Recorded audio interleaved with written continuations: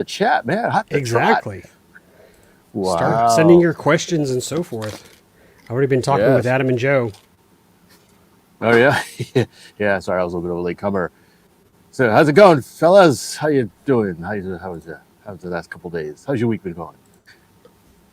It's been almost as much of a blur as last week, because last week was a complete blur during the air show, and I've been super low energy this week. I think it took a toll. And I was already home. You both had to travel to get back home. So yeah. Especially Lee. I was going to say some of us had to travel longer than others. Oh, all right. Hauling someone's stuff back for him. Hey. Fitz was probably in first class eating peanuts and champagne. I was like, I wonder what the poor people are doing down there hauling my gourmet gear home. Peanuts. Right. So, Fitz, a technical question here. Did you happen to turn off your filtering since you tested it a minute ago? Because it sounds noisy again. No, I didn't do anything. Unless I touched it. It sounds noisy again? It did. It does. Press the button. How about now? Oh, okay. That's worse. Never mind. Go back. All right. I don't know what your problem is. Yeah. Sorry. I ain't turned that air conditioner off. Yeah. Well, 8,000 degrees outside.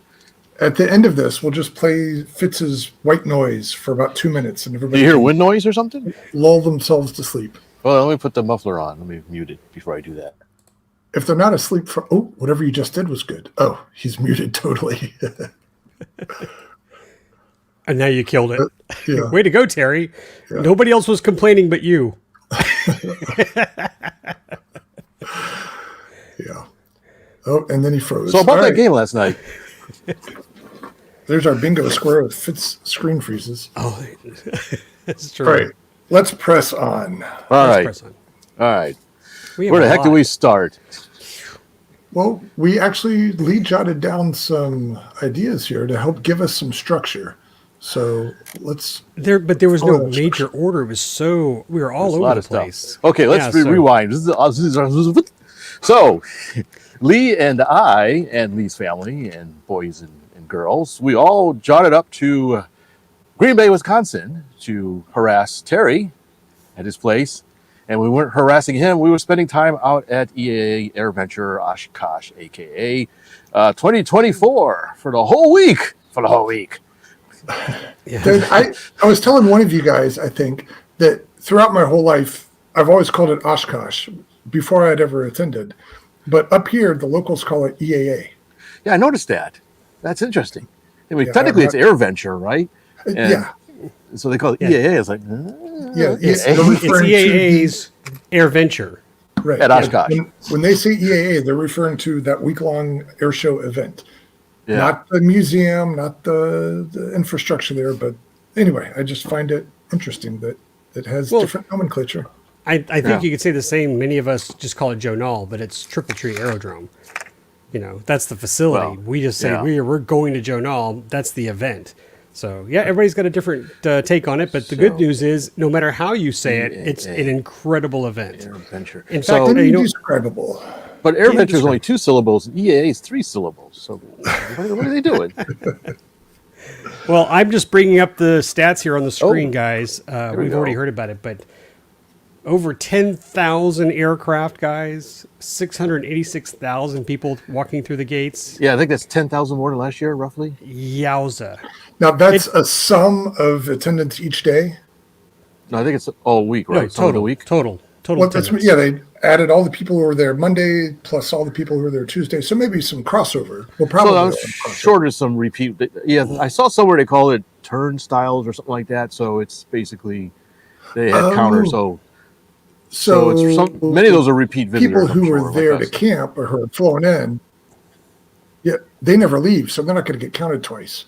But us people who went in daily, we would. But anyway, it's interesting. Yeah. And we were part of this number, the 6,000 volunteers. I guess technically we were volunteers, weren't we? Oh, there you go. Yeah. Well, there's a good way to put it. He is absolutely correct. EAA convention was what it was. All right, and then they called it AirVenture. So old habits die hard, it looks like, huh? Yeah. So I wonder when that happened. Did Dynamic know when that happened? When the name changed? It'd be interesting to know how long ago that was. By the way, that's Tony Lewis, who you guys Oh, I think you'd met Tony. before, but yeah, Tony from the flying field. Okay. Okay. Well, yeah, AirVenture 2024 we did last year, and so we came back again for this year, and the weather was nicer for one. Yes, not quite as hot. And while we're No. talking about numbers, despite having over 500,000 people there, certainly early in the week, it never felt crowded, and parking in and out. Wednesday, I had to wait a little bit to park, but nothing unreasonable. I didn't go Saturday. Saturday might have been different. But my point in all this is they're prepared and they handle those crowds well. So kudos to them. I'm not sure how they do it. I'm not sure where the heck all those people come from. Yeah, we left early because, we hit the road to get back to Madison. But we left early, but man, it was elbow room at the front line. It was crowded. And obviously because it's the last show. But Wednesday, you have to say, I think Wednesday was the crowdedest I've ever been at Oshkosh, as far as thinking it's Wednesday for a Wednesday. Yeah. And wow, it was unbelievable. So yeah, a lot of people there Wednesday, presumably because they have the night air show as well. So people come all during the day and stay for the night air show. But even going up to the flight line in the afternoon to start setting up for a viewing spot to watch the night air show. Anywhere you look, there's spots. And we're setting up lawn chairs. It's not like it was standing room only. So yeah. Yeah, don't let those numbers scare you away. They handle all those people. They should. Yeah. They should absolutely scare you. Anyway, don't come. Was that the Yogi Bear quote? It's so popular nobody goes there anymore. Yeah, something like that. Something like that. But yeah, it's so spread out it's there. It's too crowded. Nobody goes there. Yeah, that's it. Yeah. I happened to come across somewhere, I don't know where it was, Facebook or something. It was somebody from England who came over to Oshkosh for the first time, and he was conflicted. He says it was the most overwhelming thing he's ever went to. It was also like one of the best things he's ever went to. Right. Yeah, I think those things can coexist, overwhelming and good. And so with that, maybe that's a good segue into this topic of, I think originally was going to be what was our favorite part, but Fitz and I agreed on our favorite part. Lee, you didn't experience what we thought was our favorite part, so you might have a different answer. But Fitz and I both went to a couple chats, and Fitz might have gone to 3 chats/presentations by Bert Rutan. And if you don't know who Bert Rutan is, unfollow us. Yeah. Yeah. Find another podcast. So the first time I'd ever seen him in person, and an incredibly engaging speaker. I think he had notes that he was reading off of, but just kind of an outline. But just speaking from the heart, he got emotional a couple times. Surprised about that. Yeah. And yeah, it was really neat to see him in person. And the first chat that I attended, and this would have been yours too, was kind of a recap of the Voyager nonstop around the world project. And I think it was right before we went in, Fitz, I said, I hope he talks about this. And it was specifically how it was dragging the wingtips on takeoff, and they decided to shake the winglets loose. Not only did he get into that, he got into the science of it, he got into the decision making of it.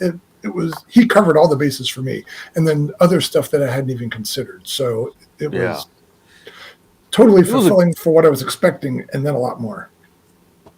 Yeah, there was somebody videotaping it, so hopefully they were some sort of professional or semi-professional person or group. So hopefully they'll make it available at some point, because it was a very fascinating that speech and several other speeches. I was at the Voyager one. You were there too. Was there one that you weren't at? I did the first one I went to. Okay. Yeah, I did the Voyager, and then the one where he talked about 4 projects that need to be flight tested. Yeah. There was one before that I went to that he basically sort of talked about his history of developing Canard type aircraft and his philosophy on safety and aircraft design, that kind of stuff, how he started way back when and stuff. So yeah, so that was also fascinating. That was one where he really, at one point, he gets a phone call and kind of similar thing he did at Voyager, but he said something different. So I thought it was funny. He likes to. Apparently he's got a pretty, I don't know, sharp sense of humor or malicious sense of humor, I guess you could say. But it was a fascinating thing to hear about how he came upon being sort of, I hate to say obsessed, but really a big proponent of our aircraft for the most part, and some other stuff. And it was, I think you weren't there because he was surprisingly critical of some of his early designs, which was really interesting.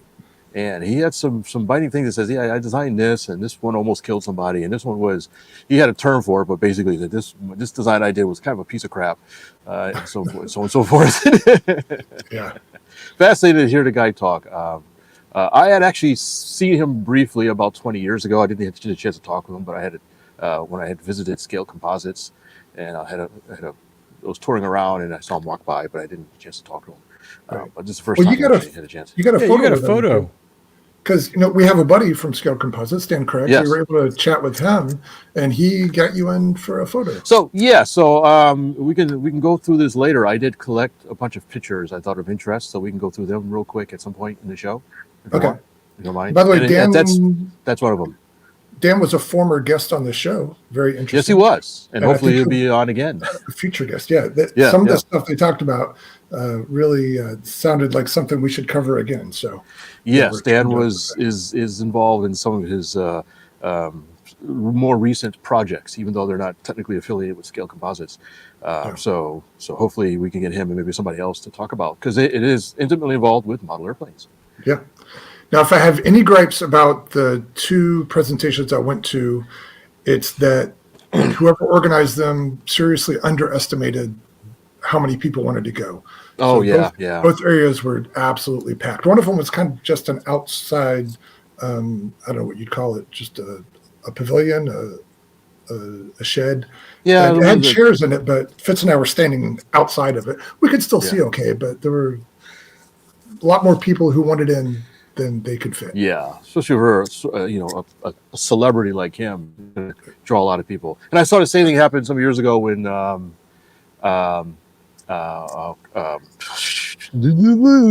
two people. Chuck Yeager. Can't I remember their name? Chuck Yeager. Yes, those two. As a matter of fact, exactly. Okay.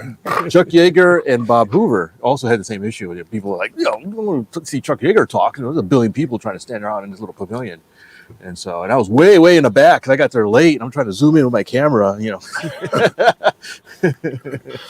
So if we find that those videos are on YouTube or whatever, we'll put a link on our Facebook page for people to watch. But I would encourage you to watch them. It was something. Yeah. And if you know, let us know too, if you find it somewhere, so we know as well, in case you faster than we are. So anyways, we got a whole bunch of stuff on the palette, and I don't want to spend a whole lot of time with the preamble. Where do we want to start on this? Well, we have to ask Lee now. If that was our favorite part, what was your favorite part? Oh, yeah. The Velar P-38. No. Fly Velar 2/3 no scale way. P-38. No, you're pranking us. Yes. Seriously, Fitz. No joke.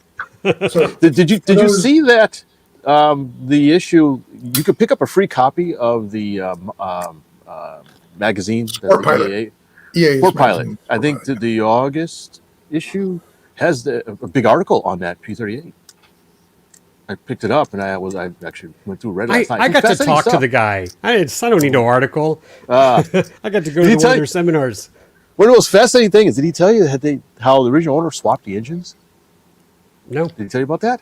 That was in the article. That was one of the most fascinating things. He had placed, they're counter-rotating, right? And the P-38 is known for having unconventional counter-rotating engines. They rotate, I think, outwards, which is not good if you lose an engine. It's like adding injury to insult.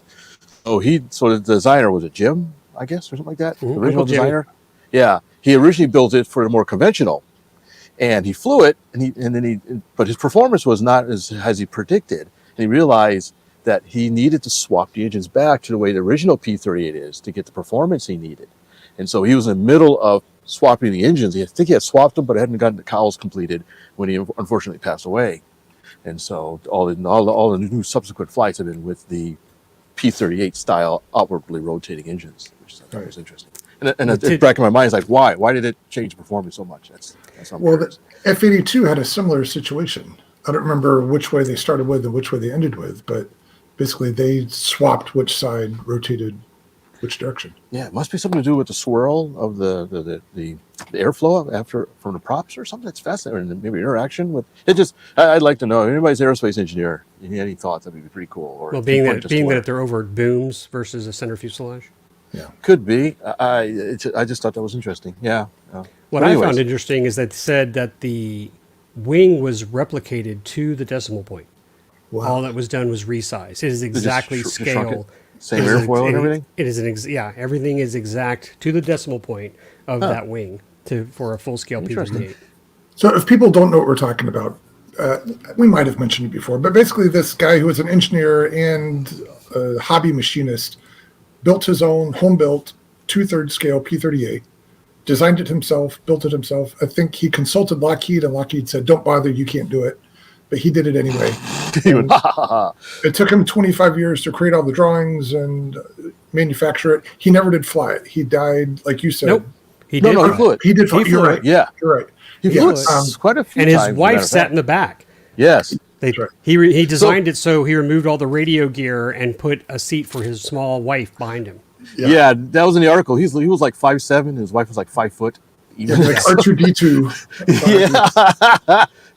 Actually, she helped him with the flight testing, so she really was kind of like an R2D2 in the back. Yeah.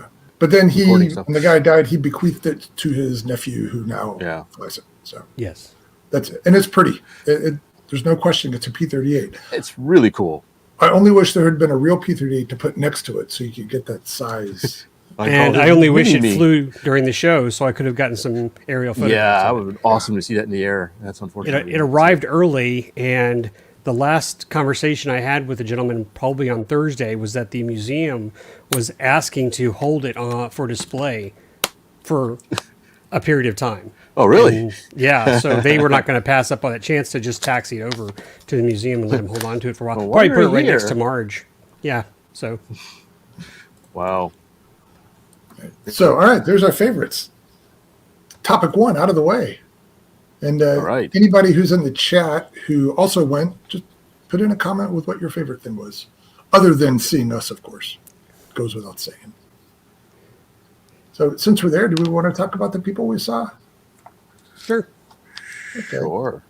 Who did we Go see? ahead. You Okay, guys yeah. go. And if we forget you, I'm sorry. We're human. It's not because we don't like you. We're, Well, Well, I'll Go ahead. Oh, Well, I'm going to bring up my first buddy here. This is my reach out to Awesome. Jeff. Thank you for coming. Thank you for helping us at RC Flying. I am sorry you got COVID from some snot-nosed kid with next to you at the. I don't know. I'm just making it up. But no, I really appreciate you coming out. You stepped in when we needed you. So our buddy Jeff just was there to enjoy the RC Flying, and he could tell we were swamped. And he said, "Hey, can I help you fly?" So I gave him a quick tour of my radio and the buddy box that I had, and he did a flight. Jeff, you're gonna have to remind me of the gentleman who was with you, who came with you. Thank you. And y'all did a little test run, and then I never saw you again. You were just constantly flying people, and I certainly appreciate that. I think, and Jeff, you may want to put in the chat, you had some interesting people that flew with you, I think from out of the country. So if you want to add some of that conversation to this show, please do so. Yeah. So along those lines, I had a guy from Germany come and fly. By the way, we did buddy boxing out at Pioneer Runway. We didn't introduce all that, but we'll cover that. So I had a guy from Germany come and buddy box with me, and he asked what mode I fly. I said, well, pretty much everybody in North America is going to fly mode 2, which, throttle, rudder on the left and aileron, elevator on the right. And he said he flies mode 3, but I don't know what the heck mode 3 is. Mode 3. Yeah, maybe, It's upside down, and your hands are like this. yeah, maybe he meant mode 1. He just made it up. Yeah. Yeah, but at first there's- it's like, no, I don't want to get confused, and I don't want to break an airplane. I'm like, well, we're on a buddy box. Worst thing that happens, I'll take over and land it. And so he did it, and with the Aero Scout and the safe beginner mode, he did great. He said it's slow enough that I have time to think about what I'm doing before I do it, and yeah, I never had to take it away from him once. I can seek on the controls, yes. Yeah, see, yeah. Yeah, yeah. and I'm going to chime in there real quick. This is one of our complaints. We had a debriefing. I had asked last year that we had the buddy boxes ready. As you can see, they were not. And so for Monday, we were sharing a transmitter like we've done in the past, and it's not a big deal. With the safe mode, you can flip the switch, and you're good to go.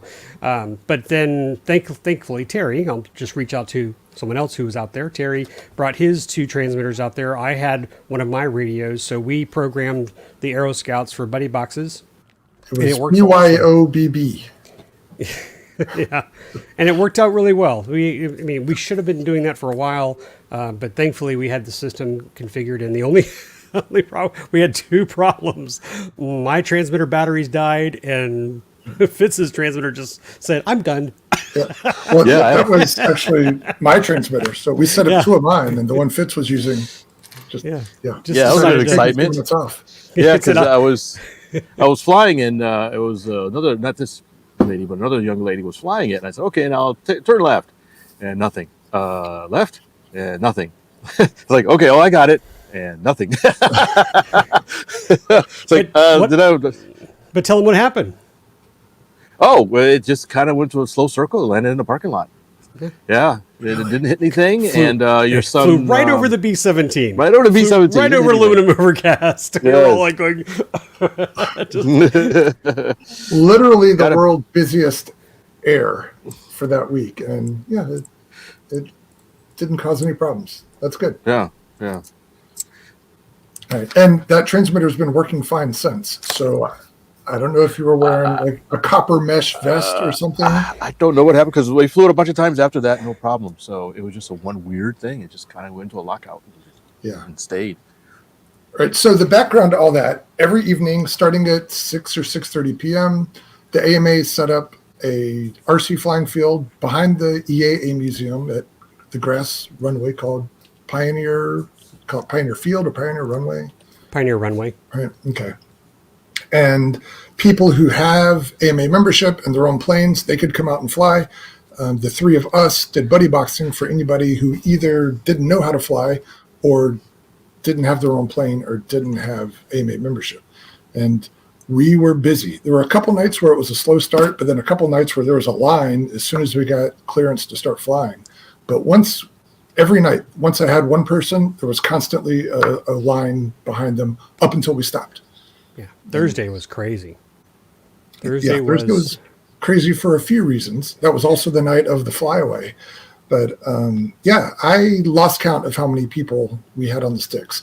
I saw several that came back each night, and you could see improvement from day to day as they came back.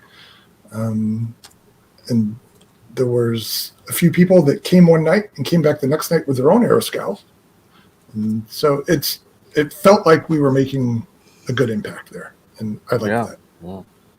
Yeah, I had opportunity to maiden 2 or 3 aircraft for people as well. They had bought some new aircraft or various things that I think, was it you, Lee, that funneled them to me or something like that? That was me. Yeah. Talk to that guy. Yeah. That's the guy. Get everybody set up and stuff. So that was pretty neat. Not a great atmosphere for maidening a plane and things like that. It's kind of a condensed area, and it was busy. We had 6 pilot stations, and the first night, 6-ish. well, Yeah. certainly Monday, but maybe Tuesday as well. The 3 of us were also using those 6, so it was typically never more than 6 airplanes. But once we expanded, it was the 6 for people who had their own planes, and then 2 or 3 for us. So there were times when there was a lot of airplanes and not a lot of sky. It was surprisingly busy. We're keeping it low because we have random full-scale traffic come over every now and then. Yeah. So we had that helicopter scared Helicopter. that one Gazelle, I think it was, or something like that. It flew, it was really low. It wasn't, I thought normally we fly when everything's shut down. There's some sightseeing helicopters, Bell 47s around. We don't fly when they fly. When they land, they telephone or radio us, say, hey, we're done. Airspace is open. And so, okay, we fly around. And this other helicopter, I wasn't part of that, just came out of nowhere really quick. it was quiet. I didn't hear it until it was right there. And correct, I was flying with a student, and we were over there. And for several seconds, I thought, we're going to hit this guy. We're going to hit this guy. And fortunately, he was just behind us, and we didn't, but it looked really close. He was that low. But Well, I'm glad you didn't. so am I. So, yeah, and I think you already mentioned there was a real B-17 behind us, and you probably saw in that photo a minute ago a real C-47, a C-47 on the other side of the runway, and there's a row of airplanes to our left. The first one being a P-51, so that's a little bit daunting at first, but you get used to it pretty quickly, and as far as I know, there were in all the years we've been doing it, no instances. Knocking on wood. We had that one gentleman who was flying a Radian where his rudder separated and he had no left turn and he dove he had no right right in front of the turn. C-47. He had no turn, period. Yeah, well, he was moving one circle, but he just missed the C-47. We had 3 planes hit the trees. Yeah. One was still there when we left. 3, really? Yep. Oh, okay. One came down pretty quickly. The Aero Scout was missing the next day, and then the F-15. Poor F-15. And I want to do a shout out real quick because we talked about, Fitz was helping some people who are maidening a new plane. And, Fitz, you're good at that. Like, check out your plane. But to my boys, Austin and Ryan, they both did a great job helping out others as well. We had a lot of supplies in our trailer. So both were making runs back and forth the trailer. Austin was working his butt off. And another nice thing about Austin was, he was flying his 4S Aero Scout, but he was gracious enough to let other people fly it, including our buddy Adam Woodworth from Wing. Oh, right. And so I have a photo of them flying, which is kind of cool.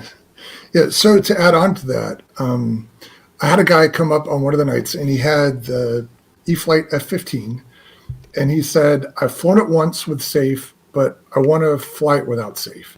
And he got in line and signed up for the buddy boxing to do that. I'm like, that's not really what I'm doing now. And if I'm being honest, this is not a great scenario for that. We got a lot of people, and I would hate to put you in a bad situation where this turns out not the way you want. And so I said, if you want to get on the buddy box, I'm happy to take you through different stages of safe on this Aero Scout, but I don't really want to fly your F-15 here. And he said, I get it. That's cool. I said, but also, have you met Ryan? He flies an F-15. Go talk to him. He might have pointers for you. And so they chatted. And then I think later in the week, they were flying their F-15s in formation there. Or trying. They were flying right about, okay.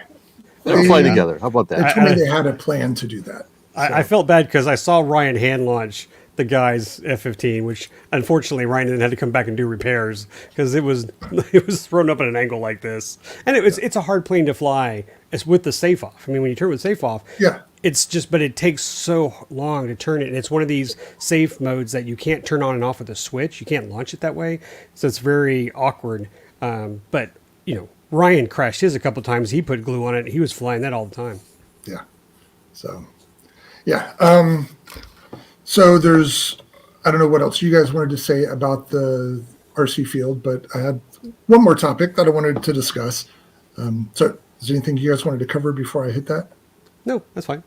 Okay. By the way, I'll interrupt real quick. If anybody in the comments, who are watching, have any questions for us about this stuff, if there's something you're not sure about, if you've never been to AirVenture and you want to know more, please start putting them in the comments. Either other people will respond to you or we'll try to get to them during the show. Yeah, we already got a couple of interesting comments already, so yeah, we'll get to those at some point. All right. So this last part of the RC field will file under no good deed goes unpunished. And it's related to my name here, the punchable face. I just noticed that. I didn't notice that. So I don't want to make too much light of it because Thursday was... Hold on, let me give you the screen. It's story time with Terry Dunn. No, I'm going to keep it quick, and I'm honestly not trying to make a joke out of this stuff because at the time it was a pretty tense and somewhat serious situation. But I think this is a good topic because it is something we talked about in our debrief. So please continue. Yeah. Oh, you mean with your internal AMA debrief? Mm-hmm. Okay, yeah, that would make sense. So, and I'm sure people listening will have an opinion to share on this. But basically, it was Thursday night. Towards the end of the night, I believe, family came up, mom and dad and 2 kids. Both kids took a ride on the buddy box with me. They both did great. And so as they were about to walk away, I'm like, hey, mom and dad, you can do this too if you want. Mom wasn't interested, but dad was. So put dad on the sticks. And this is where things start to get blurry for me. In my recollection, we had just taken off. And so I'm flying the plane, had not yet handed it over to dad, turn on the downward leg, and then poof, a smack, and then a rain of parts coming down. And so I was obviously involved in a midair collision with another plane. And I saw parts coming down, And I was thinking my plane was part of those parts. And then thank goodness for SAFE, because if SAFE had not been on, I'm sure I would have crashed. But I saw the Aeroscout flying away. I'm like, oh, we survived that. And so I brought it around and landed and had some damage to the nose, and the hatch was missing. And so the family was still there. So I took a minute to explain to them what had happened. And interestingly, right before this happened, they said, there's a lot of planes here. Do they ever crash into each other? No kidding. Yep. I'm like, I think I heard that. No, never happens. yeah. No, I said, yeah, sometimes it's not frequent, but it does happen. So anyway, it happened. And so by the time I was done with them and I walk out, the owner of the other plane had already gathered up all the pieces and was walking back. So I went out there and said, oh, that looks like my canopy there. And he handed it over, and things took a sharp turn after that. I don't remember all the words, but basically he felt like that mid-air collision was 100% my fault, and I was on the hook to replace his airplane. And he went from 0 to 100 pretty quickly. And so we started talking about it. He started out up here. I'm trying to keep it down here. Anthony went to here. Yeah, I mean, really, I understand it. Based on his understanding of the whole thing, he felt like he was wronged, and also felt like I was going to try to screw him. And so he was obviously agitated, and he came into it with the mindset that he was going to accept nothing other than me handing him a wad of cash to replace his airplane. And this is where I'm going to ask for the crowd's input here. My stance on mid-air collisions, and this is my experience, I've gone through a dozen of them, is that we have the rules in place at the field. You know, you stay in the pattern, you look out for each other. Some places, if it's crowded, you'll have a spotter. You do those things to help mitigate the risk of mid-air collisions, but you only mitigate it. You don't eliminate the risk. And if you take off with other airplanes in the air, you accept the risk that you might have a mid-air collision. And unless somebody's not following the rules, like going the opposite way over the runway or something, then a mid-air collision is just Mother Nature saying it was time for those airplanes to end. It's nobody's fault. It was just coincidence. You pick up your pieces, you shake hands, and you go about your business. So that's my short version of how I think mid-airs work. And again, my experience of having dealt with them several times over the years. So this guy did not think that way. Again, he felt like I was wrong. And his main point was he was flying a slow ultra stick. And when we hit, the wing came off of his plane. So the wing fluttered down and the fuselage went down like a lawn dart. And so it obviously sustained some damage. I didn't get a good look at it. And the Aeroscout, again, was able to fly away. So through talking with him or being talked at by him, I got the impression that he, and it was either his son or his grandson who was actually flying the plane, got the impression that they're fairly new to this. And so I made that point, not trying to insult him, but like, you seem kind of new. So in my experience, this is how it works. And I kind of explained what I just said here. Probably not in the same way, because in that heightened emotional state, words escape me. And so I did my best to use my words, but I'm not sure I explained it well. And anyway, he just wasn't having it. So his stance was, because my airplane is faster, it was my job to look out and avoid him. And so, again, in my brain not working right, I should have just said, no, that's not really how it works. I started saying, it's only a slow scout. It's not really, or excuse me, a Aero Scout. It's not fast anyway. And so I kind of justified his point, even though I should have refuted it. But anyway, and so he talked to some other people there, and I think at one point somebody said he could file it on his insurance. So then he turns to me and says, give me your insurance card. I heard that. I'm at the flight line. I heard that. Yeah, again, as if it were like I have an AMA insurance card in my pocket. But I said no. And so he ratchets up his agitation a little more. So a lot of back and forth. On one hand, I'm happy that I was able to maintain my composure throughout all this. Obviously, I've replayed it in my mind 1,000 times, and I've thought of things I could have and should have done differently. One of them being to go over and say, no, I'm not going to buy you a new airplane, but let's go look at your airplane. Also, because you're new, you probably don't realize that most airplanes, especially foamies like this, can be fixed. Almost nothing is fatal. And so I wish I had offered that to him, but it didn't occur to me at the time. But also, I wish I had taken the conversation away. We were right there in front of the tent. There were lots of spectators, lots of people participating, and I felt like our pseudo shouting match was not only a distraction from what was going on, but probably a black mark for people who were just trying to see what this hobby is all about. So, yeah, I do feel bad about that. But at one point, he said, "Are you going to pay for my airplane?" And I said, "No." And here comes my name. He said, "I want to punch you in the face." And he turned around and walked away. And that was the last I saw him. He did not return any nights after that. So if he's a local and he's watching this by some chance, or he's a buddy of somebody who was watching, spread the word. My offer to help fix their plane is still open. I don't want to drive anybody away. I felt bad that the kid's plane was busted, but I didn't feel like it was my responsibility to replace it. And let's point out that you took the broken Aero Scout back to your house and you worked on it. You didn't come back to EAA first thing in the morning and go, hang out at AirVenture. You stayed home and worked on that. So that's part of the hobby. And then you brought it back and we were flying again. So as a member of the AMA and someone who is helping other people get to fly, you helped us out by saving our aircraft. Well, yeah. So I'm glad it happened towards the end of the night, because then we were down a training airplane, and it wasn't a big deal to fix. I grafted on some foam and sanded it to shape, and it was good to go. But it's better than new. It's got multicolors now. So anyway, so that was the big drama of the week. It certainly put a damper within me at the end of the night. I don't like getting in shouting matches with people. I'm not a confrontational person.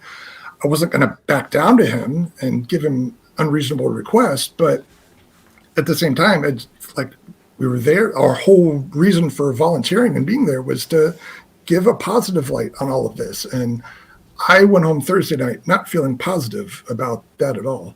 So I'm sorry they had that experience. I hope they learned from it as well. I feel like I learned a little bit from it, and maybe I'm better prepared if I'm in that situation again. But that's how Thursday ended. So I haven't looked at the comments, so I don't know if anybody's made any remarks about how they feel mid-airs go, but let me know if you think I'm off base, but I'm pretty confident in my stance on this one. No one's disagreeing with you. It's more of a shake hand and move on. Of the mid-airs I've had, over half have been intentional through combat. Right. That's I know. Just trying to be funny. Just hear me out, Derry. So, Golly, you ruined my joke.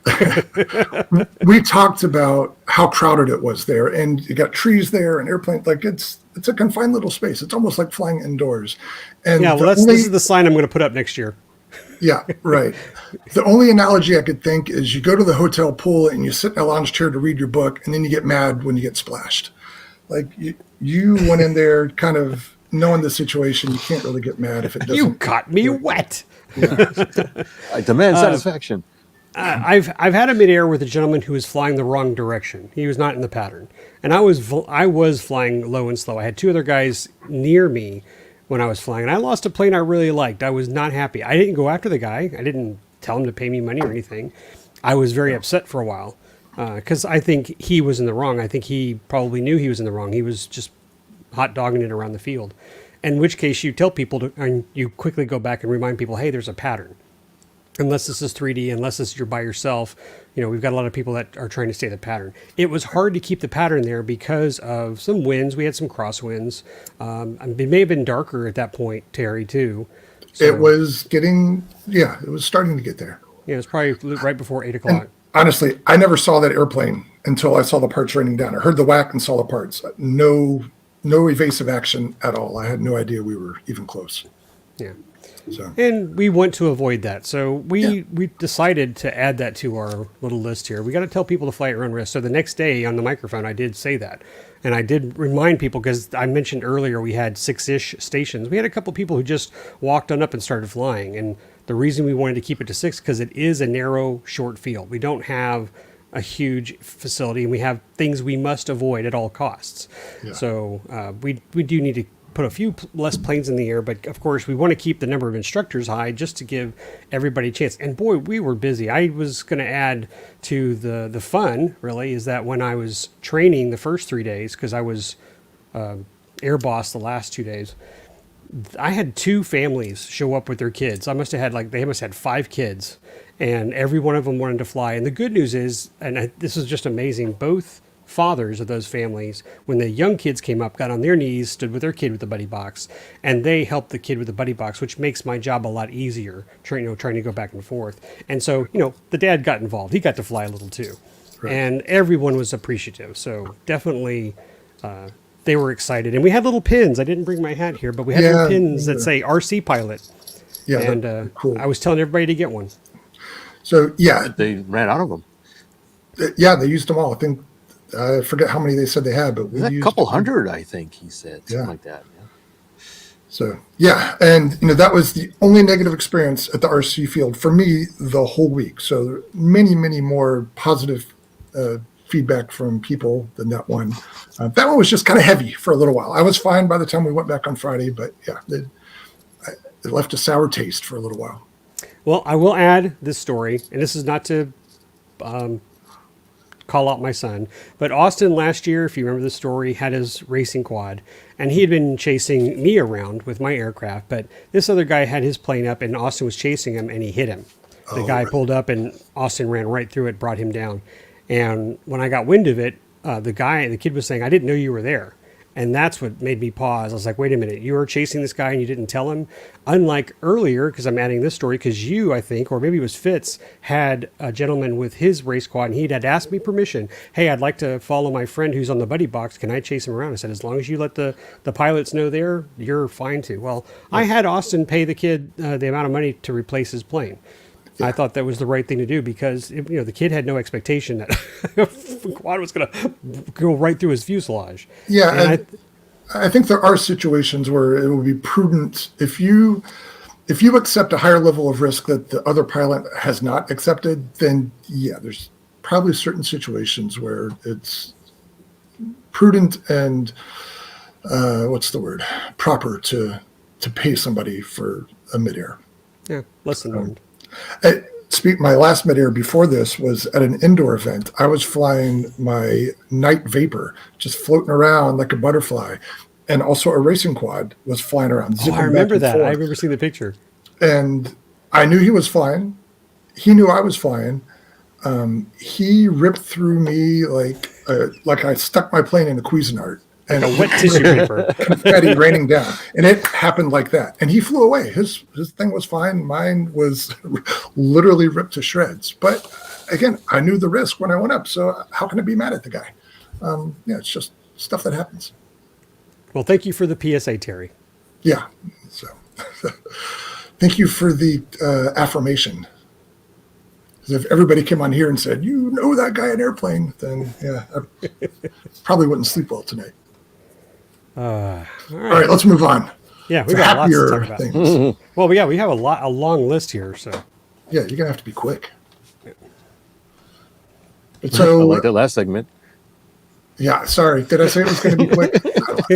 I don't know. Now, one more tag onto that. On Thursday night after my midair, there were a couple other midairs by other people, and I hate to say it, it made me feel better.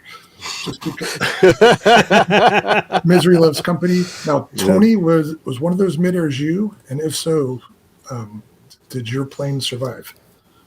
So, all right, now we can move on. Are we going to talk about Fitz's cargo service? Sure. Not mentioning Fitz's storage service. Cargo storage, yeah. Wait till he gets the bill. Right. You want to cover that, Lee? I've been talking a lot. It'll cover the repairs to my truck. Oh, will it? I hope. Yeah. The extra load really. That's it. A couple extra pounds has really put you over the limit. So let's just go right to the start there. Terry, tell what Fitz won. All right. Well, I don't think any of this is a secret. I'm always searching Facebook Marketplace, things like that, buying estates. And Lee's always searching the auctions and finding things. So the summary of that is that I had a shelf over here assigned to Fitz. And so stuff that I had bought locally for Fitz, I was Where's storing. my shelf? You had a bin. That's true. I had a bin. I had a little box. And so anyway, just stuff that I was saving until these guys came up here, and then they with a trailer, and they could take it back with them. And it ended up being quite a bit of stuff. There was 2 big helicopters, a Tony, a couple kits, and some other odds and ends. And anyway, so we put it in Lee's trailer.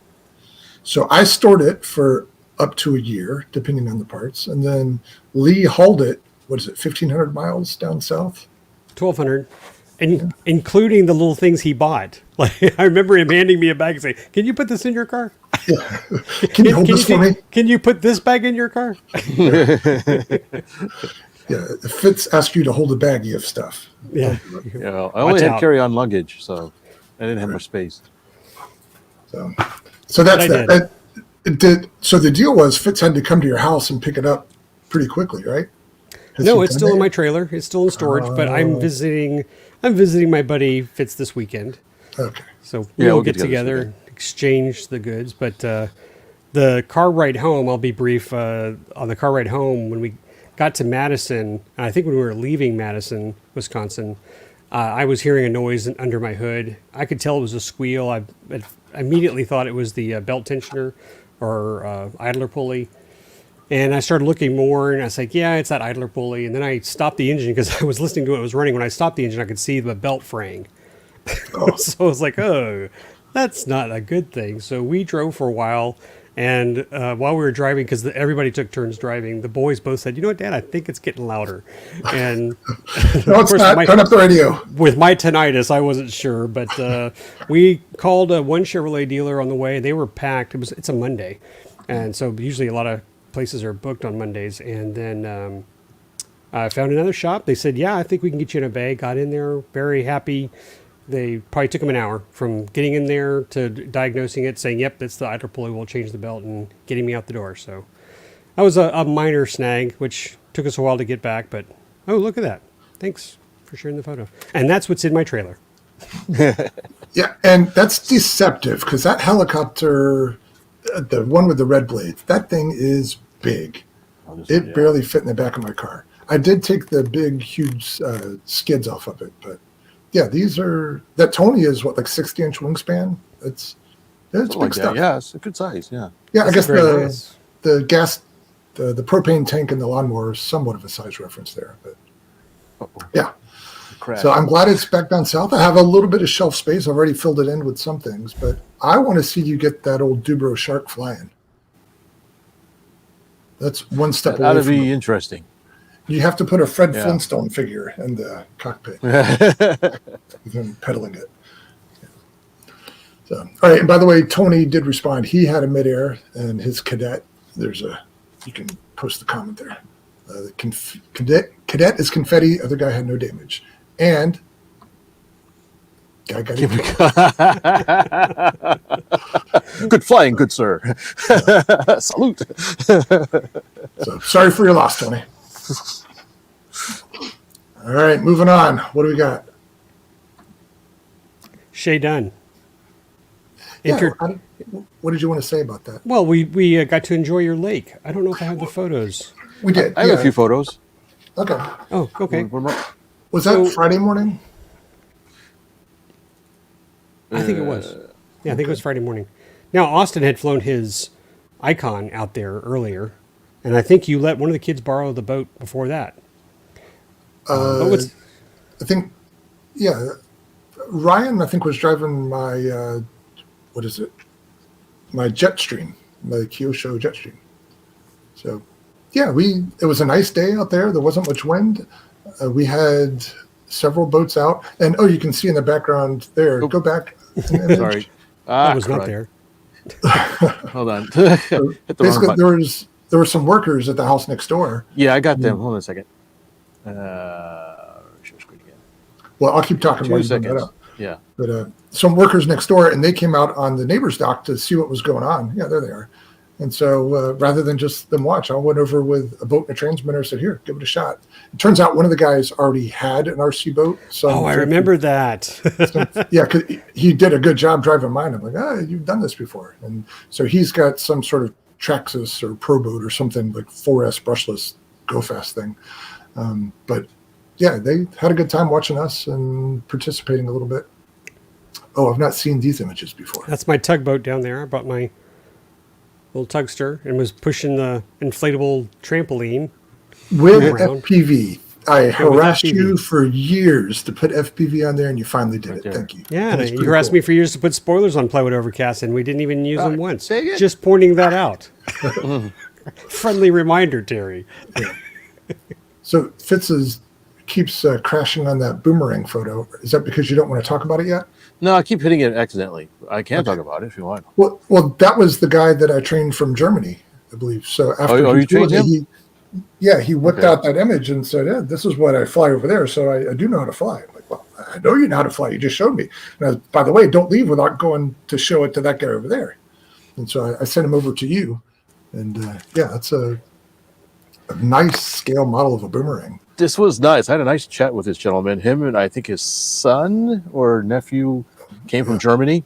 And he said, this is a Rutan boomerang, which is interesting because the real one was there at the show. And I missed it. I never missed it. found Wow. it. Yeah, I found it, took a pictures. The guy who flew it was there. So he was talking about it. He had some interesting stories about it. I think I chatted with him briefly as well. So this gentleman says, I built this. I think he said it was 3 meter span. It's completely scratch built. He found some 3-view drawings and just went to town from there. I don't remember if he got anything from Scale Composites directly, but he was able to find enough information to do the nice cross sections and whatnot. It's got I think they're at least horizontally opposed twins. I think either twins or 4-cylinder engines, 4 strokes. I think they're twins. He told me what it was. I couldn't remember exactly. It comes apart in several different pieces. The tails in a couple of pieces. The wings come off. To trail it around, it's like, man, it's a big plane to haul around. He goes, yes, I can take it apart and trailer it. Yeah, especially with a Euro-sized. Yeah, you always hear about the small houses in Europe, and yet he's got this ginormous plane. Right. He says it flies. His car's tiny too. Yeah, yeah. But he says it flies really good. It's an unusual plane, and I asked him, I said, have you ever had an engine out on it? He goes, yep, I've had an engine quit on me, and it was like nothing ever happened. Which is exactly why Rutan designed it. In fact, one of his speeches, he talks about his design of the boomerang, and it was fascinating to hear why it looks like that. And part of it was by accident, and much of it was on purpose. And I think you were there, Terry, when he was lamenting how he thought that if this design had gone into production, thousands of lives would have been saved because it's such a safe handling twin-engine aircraft. No, I wasn't there for that one. Oh, yeah, he talked about it. Yeah. Okay, so he mentioned, I'll just go real briefly, how the way it's designed, you can lose either engine, and there's almost no rudder trim is needed to counteract the force. And it dealt with some pretty interesting stuff, how the center of gravity would shift, or center of thrust would shift, the thrust line, because of the P factor. And he used that to his advantage. It's got force-up wings to have better stall characteristics. He says the engine is offset to the rear kind of by accident. Well, accidentally on purpose. He didn't, I think from what I gathered, he didn't originally intend it to be like that, but he had a CG issue. It was too nose heavy. So he said, well, I'll just shift one of the engines back. Yeah. So that's why it looks like that. He says on and off throughout the years, there's been different companies interested in manufacturing it as a certified aircraft. I think this is the only one that exists. But he also lamented how pilots are very conservative and they don't like weird looking things. And so it never really got traction because it's just too goofy looking, even though it's extremely safe. He said, they tested it. He said, if you lose an engine, you can take your feet off the rudder pedals and still fly around. Either engine, not just, there's no critical engine. Either one lost, you're good to go. Wow. And a pilot sits in the right seat so that the passenger can get in, or co-pilot, whatever, easier first, and the pilot can get in and not have to step over anybody. You made the comment about pilots not liking odd planes, but there's a huge following of long EZs. That's a very odd looking plane. Well, it is, but I guess even those weren't really certified manufactured aircraft. You have to home build them. It's just not, the market's, I guess, not big enough to really certify them. You see Beach Starship as exhibit number 1. Yeah, it's, but, not, it's not a Cessna 172.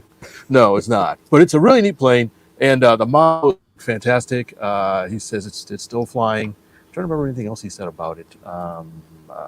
We just had a nice chat with it. It was beautifully done.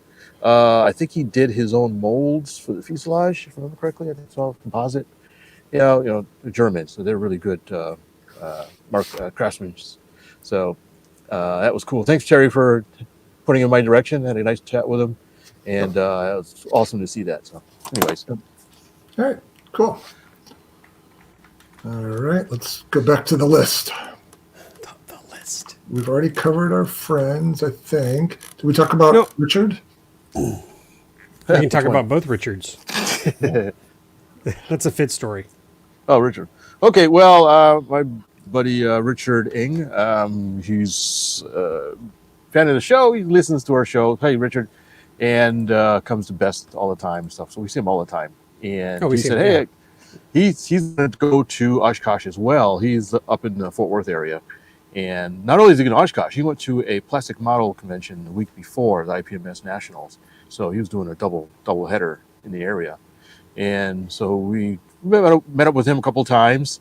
We both took advantage of a model sale at one of the EAA at the EAA store. gift shop. Somebody had a collection of stuff, and so we both partook a bit.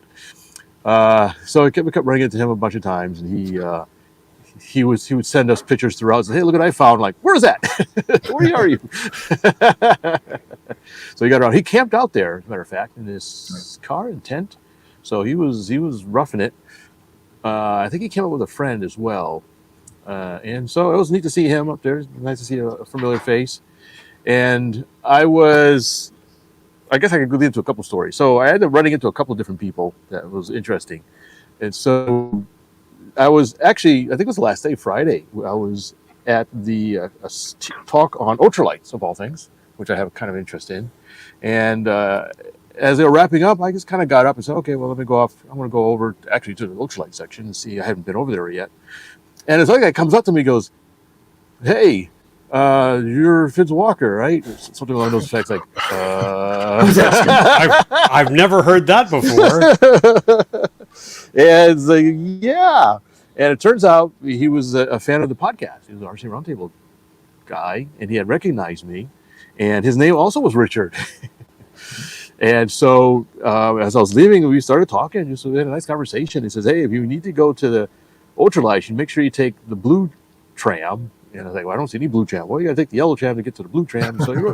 So we over to first we went over to the Blue Barn to talk to Lee because I wanted him to meet Lee because he knew about stuff. I said, yeah, Lee's right over because we were right next door. So we walked over there, talked to Lee a bit, and then he showed me on his way to the tram. So that was neat to see Richard too. We talked about the presentation. Where was it? Oh, the first Rutan presentation. I got there a bit early, and I was so I can get a seat because I knew it was going to be busy. So I was just sitting there, and I kind of moved in, and this other guy suddenly just kind of sits down next to me, and are you water? no, but it's good.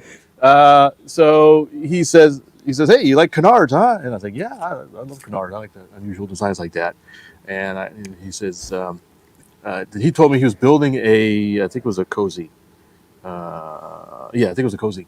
A small Rutan-ish. It's like a long easy, but it's slightly different. But still a two-seater.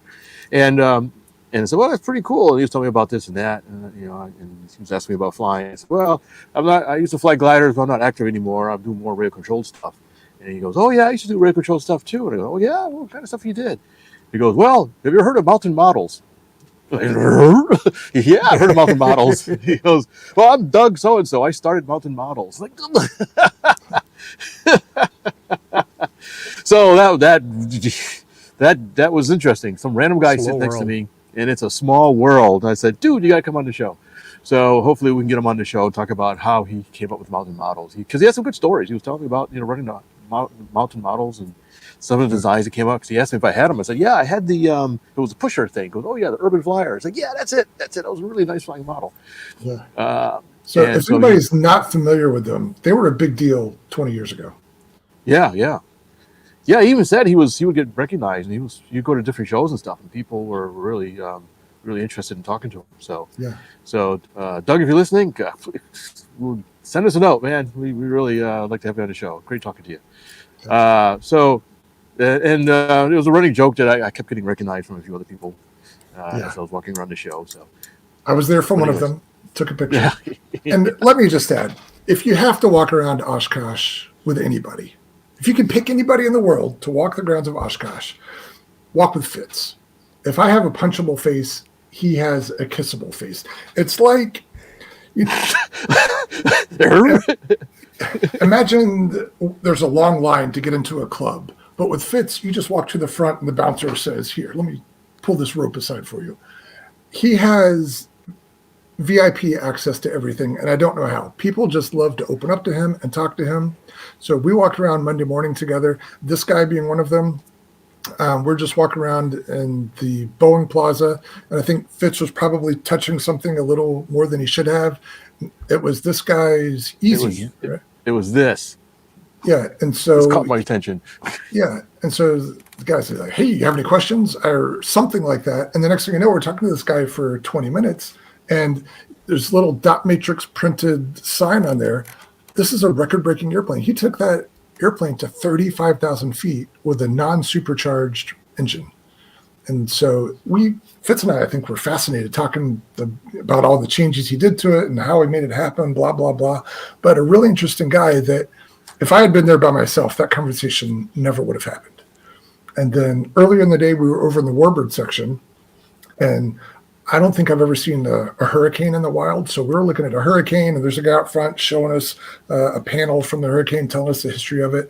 And then we walk over, and Fitz, like, he's on top of this thing. He's hugging it, like, not subtly, just like gripping it, and you can see the fuselage bending under his touch. If that were me, I would have been tased, and the cops would have come to jail. With Fitz, they're like, hey, that'll be $25 for that, in a very joking manner. And he showed us one of the coolest things on it. He's like, oh, yeah, by the way, did you see how to drop down the thing to get in? And so there's just something about his aura that puts everybody at ease and makes them want to talk with very cool stories. I feel like I get along with people most of the time, but Fitz is like way, way out there. He brings out the best in other people somehow. So that's interesting you say that, Terry. I thought I told you to your face then, but I'm going to say it in front of everybody now. It's super interesting to walk around the air show with you, just because I get some of the experience that you get, and I thought it was cool.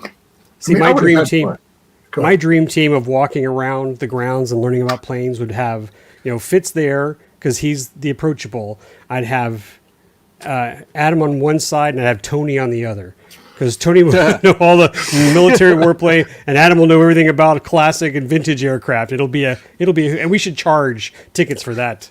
Right. So here's another good example. Fitz and I were in the Horizon event, walking around looking at stuff. Mike Patey. Yeah, Fitz got to fondle the new ME-262 model. And then Mike Patey comes in. I said, hey, Fitz, where's Mike Patey? And he said, who? And I said, the Draco guy. It's like, oh, okay. And then we were talking to one of the Horizon reps that Fitz knows. And I think I was a little to the side, so I wasn't part of the introduction. But he goes, hey, why don't you meet Mike Patey? And so these two start talking. And Fitz, I think, knew who he was, but did not treat him at all like a big time star, which he's a big star on the grounds of Oshkosh. I think he signs autographs and stuff like that. And so I don't know if Mike Patey talks like this to everybody, but he took a real shine to Fitz, and they're talking about gliders, and they're talking about the new Draco and all this stuff. And they're just like best buds. And I don't know how long you guys were talking. It was every second of 10 minutes that you two are standing there talking. And yeah, it was really personable. And he found out I was a glider pilot. He said, oh, look at this glider I just bought. And it's like, let me take a look. He whipped out his phone. Yeah. And not a second of dull silence or awkward silence. So just another example of the magic of Fitz. So bottle that up and sell it, man. Bottled up. I don't know what I would do with it. Yeah, I you got, would get got one rich. last one. So how do I monetize it? Put your link in the chat. There we Yeah, go. there you are with Dan and Bert. Yeah, Dan Craig on the left. He's been on the show before. I've known Dan for a long time. We've been had the pleasure of knowing him since really quite a while ago. And of course, Rutan. After he gave a speech on the Voyager, we all got together. Dan was nice enough to enable us to take a picture all together. So it's great to meet you, Dan, again. And thanks for everything. And great to see one of the big celebrities of the aviation world, Mr. Rutan. Yep.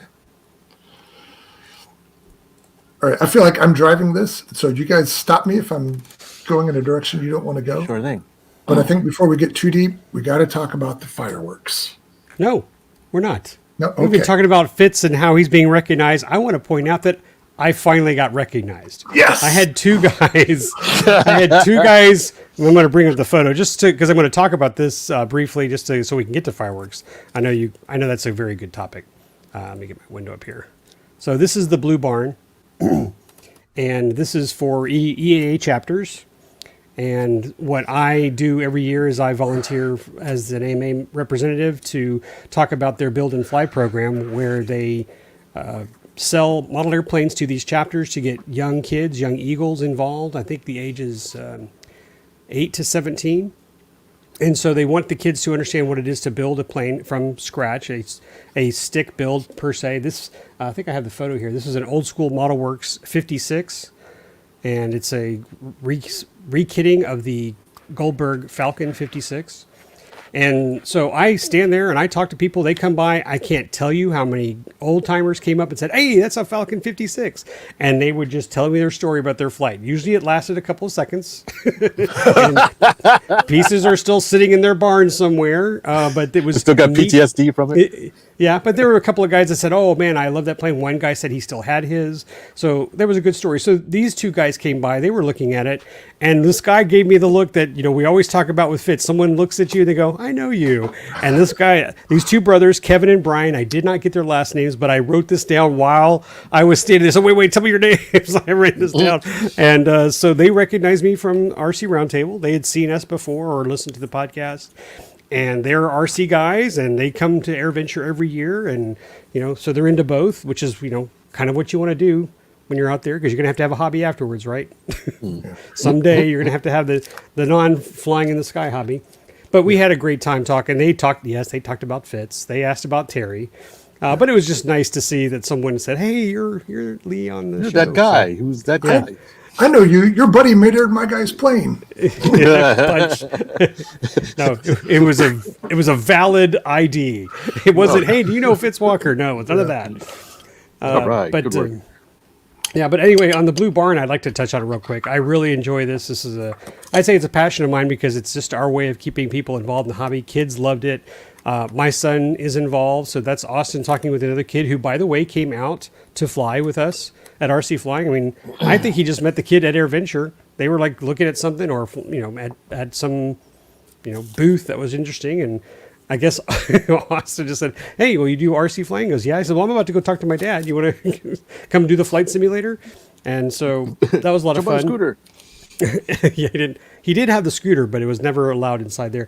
And this is a photo of our new updated trailer. We rearranged the interior. We have one more extra flight simulator.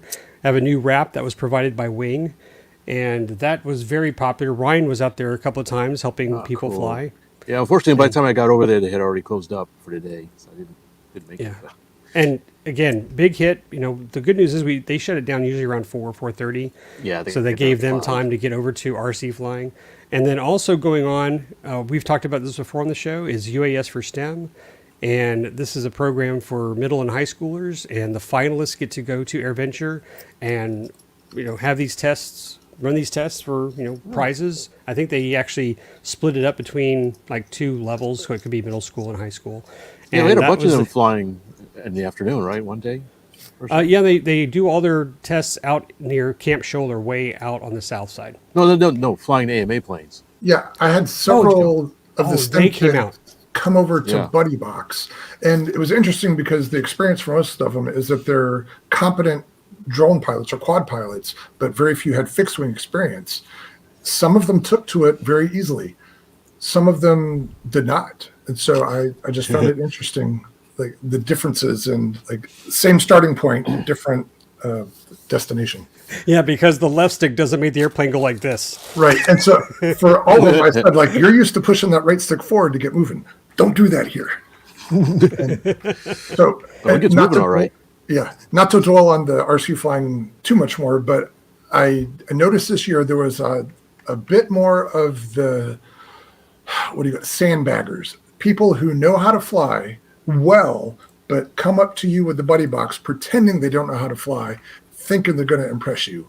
However, almost all of them have a tell, and it's a little bit different, but by the end of the week, I was able to identify them, like, you really know how to fly, don't you? You know what you're doing before they even started flying. So, but to their disappointment, I really took it out of safe anyway, just because it was so crowded. The last thing we needed was some competent pilot hot dogging over the runway and, having another midair. So if I'm correct, speaking of that, I believe if he's still here, Joe from Canada, he was one of the pilots who came in and said, I know how to fly. And I just said, okay. I didn't even question him. But he took that Aero Scout into all its paces. He did bless. He just couldn't bring a plane down. And it made me right, because even Ryan suggested is that we need to bring other planes that the AMA is willing to offer for a little higher skill level that these guys can fly. Just to offer that. And as long as they're AMA members, and maybe they do the training session with us first to prove their proficiency. Yeah. We can debate the merits of that. I felt like I was saturated trying to manage the stuff I already had. I think it would be a little bit tougher to, but yeah, it's not a bad idea. That or give them the aircraft, if they pass a skill to be intermediate and they can take off and land at the training session, then we could let them fly to their airplane. Just some sacrificial loaners that. Yeah, well, even if it's just an apprentice. Oh yeah, it could be an apprentice or another Aero Scout or something. Just something they can fly around. It doesn't have to be in safe mode. They can just to get the feel for doing exactly while airplanes while they're there. Oh yeah. All right. Fireworks. Yes, big, loud, bright, heat. All right, moving on. Oh yeah, the wall of flame. I think the Oshkosh is famous for that. But we were stationed 5 rows from the front. That's the boys on Wednesday, ran out there, put our chairs down, and they stayed there. I want to point that out. I want to make this very clear. This is one of those pet peeves that should be brought up about an air show, and that people run up there, they drop off their chairs. You've seen people do this at pools where they throw their blankets down or their bags, and they leave the pool and they come back later in the afternoon. But I told my boys, if you're going to get early, you have to take turns staying in those seats. And they did. Yeah. Rightly so. They said everybody in front of them left, and that's disappointing, and that's poo-poo. You shouldn't do that. But they stayed, and that was great. I'm glad they did that. We got a really nice seat up front, way closer than this photo. This is like taken away from the nosebleed section. That's where we were. And we were at the, for people who don't know how this is all set up, there's kind of a forward grassy section with lots of airplanes parked, and then there's a main road and then other stuff behind it. We were at the back of that grassy section. I don't feel like I missed a thing. Yeah, I could see everything going on, and I still have my eyebrows. I don't know about your family. I was thinking the same thing. I just want to say, whatever Terry and Fitz are saying about their view, it's 10 times better 5 rows forward. It was so much better. Just saying. Okay. So, and in fact, I'm going to show this photo. I got a lot of stuff to show here. Give me a second here. I know you're. Can you pull your screen off for a second? Let me grab this. So, interjecting. These are photos that my son took. A couple are mine. I think the one I'm about to show you is actually my photo. But, we were that close to when they were doing their maneuvers. And I think this is the wall of fire. We were that close. Let me just say, this wasn't zoomed in. This is how close we were. I can feel it again. That was. I don't know. This picture right here. This is just a car that's on the tarmac. So we are that close to where this was. And many marshmallows were roasted that night. It was hot, but man, it just the screams were great, because when he got that photo. Yeah, it was pretty amazing. But I'll just scroll through really quick. Shout out to Ryan. He grabbed my camera, said, "Dad, can I take pictures?" I let him, and boy, he did not put me. I think this is my photo. I'm just going to say this. Every now and then I see one of my pictures. But of all the photos, I really love this one. This is one he took when they jumped out. I don't know if we mentioned this, but or some of your favorite events. But they had about 8, 10 skydivers parachute out. It looks low though. Yeah, well, I mean, yeah. Again, he was up close. The chute's open. They were, yeah. It was all reenactment, and it was great. I have a video of it. Maybe I'll share it on our Facebook page. But it was really cool. But look at that photo. Isn't it nice? That guy's looking out. It's like, okay, that guy broke his leg. That guy. I'm missing a guy. No, I'm just kidding. But kudos to Ryan. For this crap. I mean, look at this. That's oh right. Yeah, nice. Yeah. I mean, really impressed. We should note they said this was the last year for the A10 demonstration. I did hear that. Yeah, combined A10s. Yeah, and of course you saw also the newly repainted anniversary or was it the it's the Viper demo, right? That's the prototype F-16 50th, yeah, the 50th anniversary one, right? Is it 50th anniversary? I knew it was something like that. Yeah. Look at that. Commemorative, I was thinking. But by the way, if you want to retain your hearing, when this thing's in the air, put some earplugs in, and then wrap your head, and then put more earphones on, because this will make you deaf. The F-22 is loud. There you you go. Every day. Yeah. Sad to see the A10 go. Oh, there you go. There's some classic nice shots. Yeah, look at that. The sound of this was awesome, right? Yeah. Lord Britannia, right? Rule Britannia. Yeah, you can still see Fitz's fingerprints on that hurricane. Yeah, hey, they're going to be there forever, man. Well, I mean, how many hurricanes are in North America or United States that are flying? I think that's probably it, right? Yeah. Oh, yeah. You got to shoot your shot. Probably a handful. There's another different A10 that was there. Yeah. So is there anything else there? Oh, of course, this was our... the B-52 just sat there. The buff. Yeah. And I think that's about. Of course, he had to get a B-25. Of course, as one does. Sparkly. All right, back to our regularly scheduled. So we should mention something about the fireworks show we didn't talk about. Yeah, that's what we. Yeah. Well, let's lead into it because it starts out with a nighttime-oriented air show with airplanes that have lights or their own fireworks coming off, and that goes on for 20, 30 minutes beforehand. And that's neat. It's fun to watch.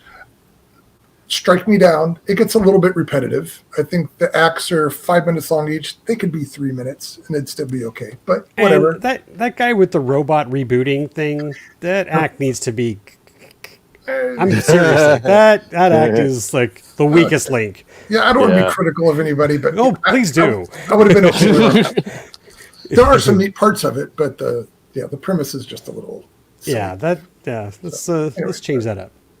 But then it goes into the finale is a fireworks show, and I didn't realize that the fireworks show had a bonus this year, and it blew me away. I thought I was on acid when I saw this stuff. That was the first hint of it there, and I'll just say it: they had a drone light show. We're saying the D word in a positive way. There were drones that impressed us. So. Yeah, do you guys want to describe it? Because I'd only seen drone light shows on a screen before, 2-dimensionally. This was in person, and it's actually 3-dimensional. Yeah, I'd say the best way to describe it either surreal or mesmerizing, or maybe a combination of both. Yeah, and we were kind of in the center here. Lee, you were definitely in the center, and I was wondering, for people who are at the extremities of the runway, are they seeing it? Because it's not just a helicopter. They rotate it and they make it look like it's gyrating in different ways, and apparently it is the drones are stacked 3-dimensionally. So as it rotates, everybody gets that same perspective of it actually rotating. So we should mention that these are animated. So you see a picture of a helicopter here, but it actually had the rotor blades were flickering and simulate rotating. There was a basket that came down out of it to pick up the guy in the water. That was awesome, and the cheering was great. Yeah. So there are some videos out there. I didn't see any great ones of the drone part of the fireworks / light show, but there's some good ones that give you the idea. Choppy. Yeah, and the video doesn't do justice though. You have to see it in person to really appreciate it. I thought the opposing jets was my favorite. Yeah. That was amazing to see the two jets just flying past each other in slow motion. Each point of light is a unique drone. So how many were there? 100? Because we ended up talking to the guys. Is it more than 100? Okay. Oh, well, there were probably 100 at the small display at the museum. There were way more at the big one. So, and they integrate it with the fireworks show. The fireworks alone would have been impressive. Oh, with the good. I'm ball glad of you got flame and that all photo. Yeah, so that you can see the stacks of drones there. But yeah, so there's a fireworks show like last year, which it's a darn good fireworks show by itself, but then integrated with that drone show. And then they had somebody come and fly through with an airplane shooting fireworks. It was incredible. Is that too strong a word to use? It was entertaining. For if you go to a baseball game or some sporting event with a big crowd, you think about leaving in the ninth inning, so you miss the traffic. Nobody regretted sticking around for this. Every second of it was just breathtaking. And I hate to overstate it, but I don't think I am. So good stuff. Impressive. Yeah. And I heard lots of chatter about it the next day from just random passerbyers and our friends. Everybody was equally impressed with it. So if you've never seen this type of thing before, find one in your area, come to Oshkosh next year, whatever. You won't regret it. I think one thing, I don't know if you touched upon it yet, was about how simple these things were. They were using slow flyer props. They were just basically bricks with the battery on top, maybe the controller in the middle and the light at the bottom. There was nothing fancy at all about these things. Just a square rig. Yep. Right? Look at that. And yeah, he was saying each one is got a separate registration number. So because it's a commercial drone, they got to go through all those hoops, but as they should. So anyway, it was impressive.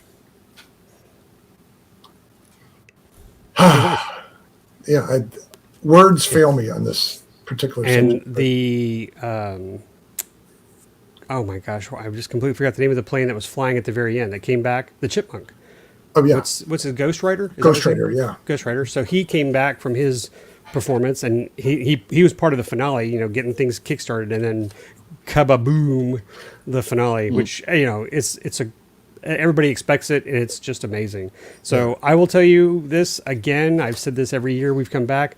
This is my kids' favorite fireworks show ever. Yep. They said you just do not want to miss this. Yeah.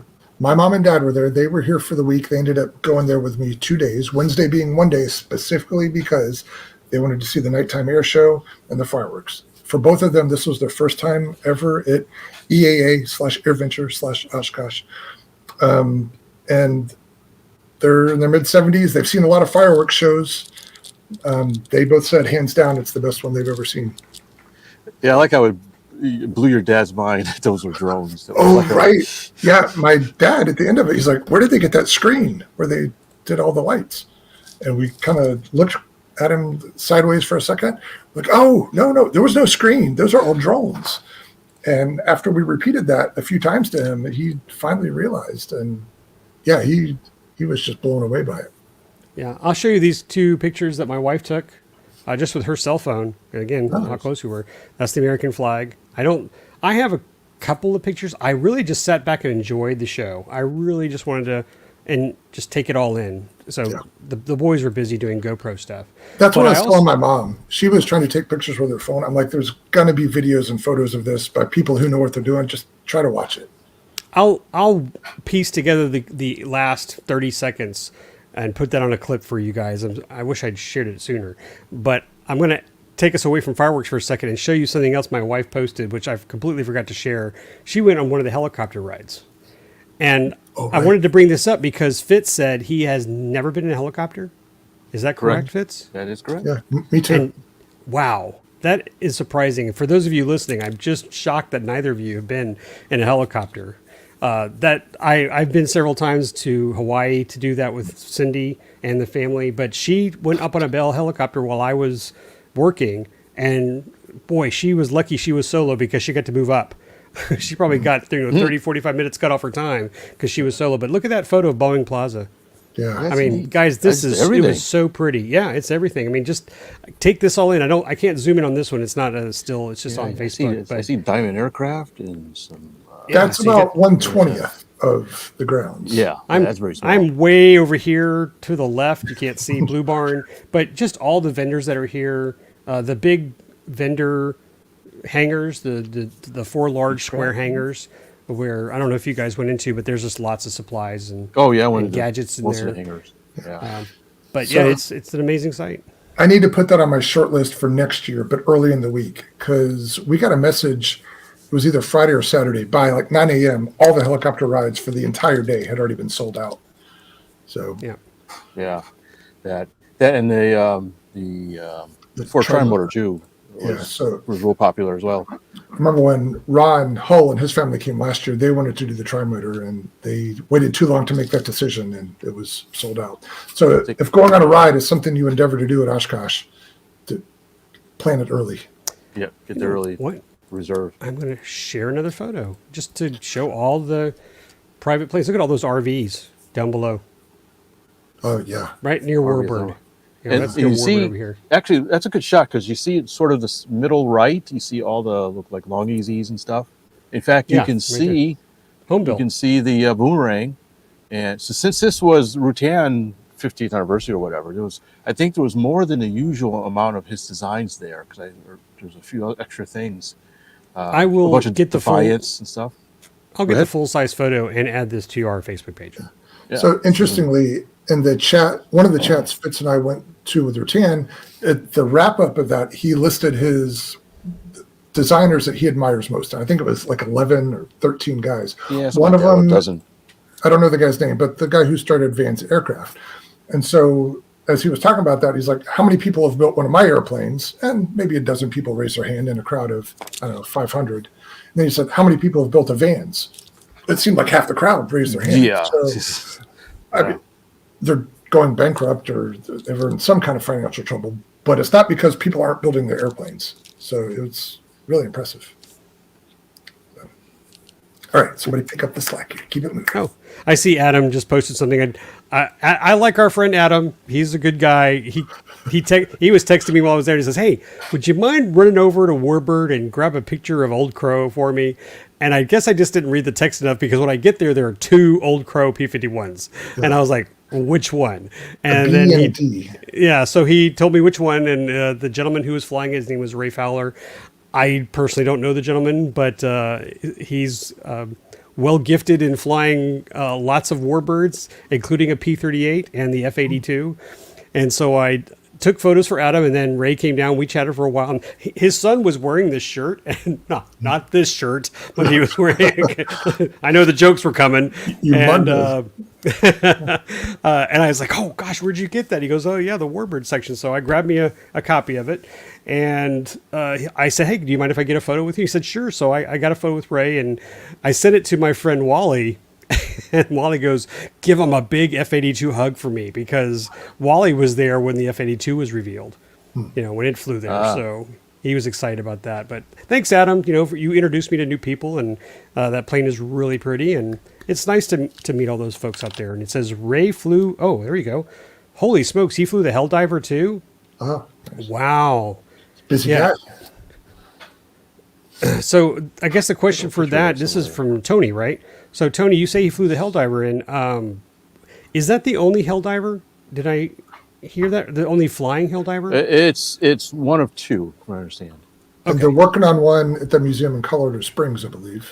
Yeah, there it is. It's not finished. Yeah. So that would be the third one. So there was one that's been flying already. I don't know if it's still in flying condition. And this one apparently is the second one. So they're extremely rare to see. Yeah, if I have this correct, that had been unveiled just a few days before. They were probably aiming for Oshkosh. And well, sort of like the P-38, the right. 2/3 scale P-38, which, by the way, they did win a home built award. It didn't home built award. I don't know if I said that clearly enough. I think it was like a bronze award. They didn't win the grand champion, but I'm glad to see that they won something that was deserving. Yeah, for sure. So, funny, this picture, I'm sorry, I just was real quick. If you look up there, there's a B-29. Oh, yeah. And so I thought it was interesting that both of these aircraft, there's probably of them flying. It's extremely rare. So, I didn't know if you stuck around for this presentation, Fitz. Yeah, on and off. Yeah, I listened to it a bit. Yeah, they were talking about, what were they talking about? The restoration of it, the rarities, some of the, my mind's frazzled. I kind of forgot what they were saying about it. But it was actually a pretty interesting speech. They said, of course, parts were very rare for it, so they had to remanufacture a lot of stuff to try to reuse as much as they could. rockets. What else was they talking about? Well, anyways, it may come to me later. We have people in our chat room that know way more than we do. So Probably, start typing, guys. I would do it justice. But going back to the B-29s, another highlight for me was that both airworthy B-29s did flyovers with a Lancaster. The Lancaster. Yeah, that was neat. Oh, yeah, baby. I do have a photo of that somewhere. I think Ryan grabbed a shot of the Lancaster flying. Yeah. And Fitz and I were walking around on Monday, and a B-1 did a flyby. Wing swept, and I guess it never landed. And came back and just did one fast pass. And that was pretty cool. We had the Thunderbirds make a pass. We had the Blue Angels make a pass. Yeah. So, yeah. So before... Go ahead. I was saying, before we leave, I was thinking one thing that we should each take a turn doing is, what would you do differently next year? Yeah, there's the B1. Cool. I was able to snap it as it passed. What would Enhance. I don't know. I can read the license plate. I feel like, given my situation this year, I did everything I could do. I don't feel like there's certainly things I wanted to see, but I don't think I frittered away opportunities to do things. So if anything, next year I'll plan a helicopter ride. But yeah, to me, one of the best parts about Oshkosh is you can wander, just stand in the middle, spin around with your eyes closed, and then wander off in that direction. You're going to find interesting, fun things to do. So I think it would be a sin to try to plan it to the minute or even to the hour. Just go wander and find what you find. So yeah, I'm just going to maybe plan a helicopter ride at a couple. If there's chats, Fitz did a good job of finding the Bert Rutan chats. If not for him, I would not have known about them or gone to them. But yeah, plan a few things, but leave plenty of open room for exploring. That's my stake. Fitz? Yeah, I agree with that. You know, they have an app, so you can pull out the app, and there's just somebody interested in talking to or hearing talk or a particular seminar or something. You can pull it up and kind of mark it. But for the most part, just wander around. You're going to find something really cool. And things kind of shift around sometimes too. So something that's there, unless it's a vendor, something that's there one day may move, or something else may replace it another day. So, and that's what happened sort of, I forgot which day they all meld together, but just wandering around, a lot of times the owners of the aircraft are sitting around there talking to people. And so, one day I walk up and guy's talking about how he designed these replica World War I aircraft. And then I talk to another guy, he's got a Vietnam era Cessna 377, or 337, excuse me, that has all kinds of interesting stories about it. And talk to another guy, he's got this plane that he imported from Japan and helped restore it. And it's like kind of a rare thing, not one of a kind, but very rare. Just interesting stories from these guys. They like to talk to you about their aircraft. But they like to talk to you. No, I like to talk to everybody. Yeah, probably. Well, another thing is I happened to get across on my YouTube feed a young woman who was flying solo on her Cessna 140 to Oshkosh. And so, because I'm always doing searches on Oshkosh before the show, so her video came up, and it's all her GoPro footage of her, her radio conversation and landing. And that's really interesting. And she was sponsored by. Sorry? Oh, go ahead. Oh, she was sponsored by Garmin, so her plane was out front there, and the kids both looked inside the cockpit, and that was a pretty airplane. That was a pretty aircraft. Yeah, if you follow people and they're going to Oshkosh, definitely go find out where they're on display. Kind of like the P-38. I knew they were there, but I didn't see the plane until I heard they were at Home Built. So they had it stationed at Home Built, and then they moved it to Boeing Plaza. Right. And then it was in front of the arch. Yeah, they were under the arch on Monday. That's where Fitz and I saw it first. And did Fitz see a DeLorean? Yeah, I saw this driving by while we were at the RC. I'm like, Fitz, drop everything you're doing and look back there. And that's what I did. I was talking in the middle, talking to the guys like, you got to wait a minute. Here, hold this transmitter. Don't crash it. Yeah, you got it. You got it, kid. Yeah. I had a nice chat with this guy. He actually had it on display in one of the hangars across the way, but I wasn't able to get over there in time to see it. But it was really decked out DeLorean as a time machine. If you're not watching the YouTube video, it was really good. I have more pictures. He had the flux capacitor fluxing, and he had the time time circuits running, and it was really, really neat. Nice guy to talk to. Yeah. Something you can do with yours. So what I Yeah. would do differently, I've already decided the big change I would make because I felt I was so busy this year. I actually told my boss when I got back, what was my feeling, and I just felt like I was nonstop. And we also had a discussion that we just didn't feel like we were hanging out with Terry much. We didn't get to do a live recording in his basement. I was only down there twice, I think, because we were either sleeping, coming home and crashing because of the drive to Green Bay, and then getting up and heading out. And when you were making the repairs, I hung out with you briefly. But that was missed. I think we had more fun. So we either need to come earlier, spend a day or two with you before Oshkosh, or stay longer and extend it. Or another thing I think we should definitely do is take a day off for us. I mean, we need to find other people who can probably help fly so we can have time for ourselves. I didn't really give that, and I didn't get to go around except that one time to see the P-38, take the picture for Adam, and then catch up with my family for either dinner or heading up to RC. And I will tell you, if you've never been, there's no way, I hear this is the same way people talk about the Smithsonian, there's no way you can take it all in a week. There's not. There's just too many things going on. So you got to make plans to come back. I'm sure there's stuff I've still missed after attending for 5 years. So I'd like to spend more time into some of these forums and learning a new skill. There's a guy who brought in a rib that he built. And then there's some other guys that did some riveting and a couple of welding seminars. It's just other things that you can do out there. And, I need to have a better schedule. So I would recommend that to anyone who's planning to go. Like the Bert Rutan stuff. I didn't get to see any of those aircraft. I think that would have been nice.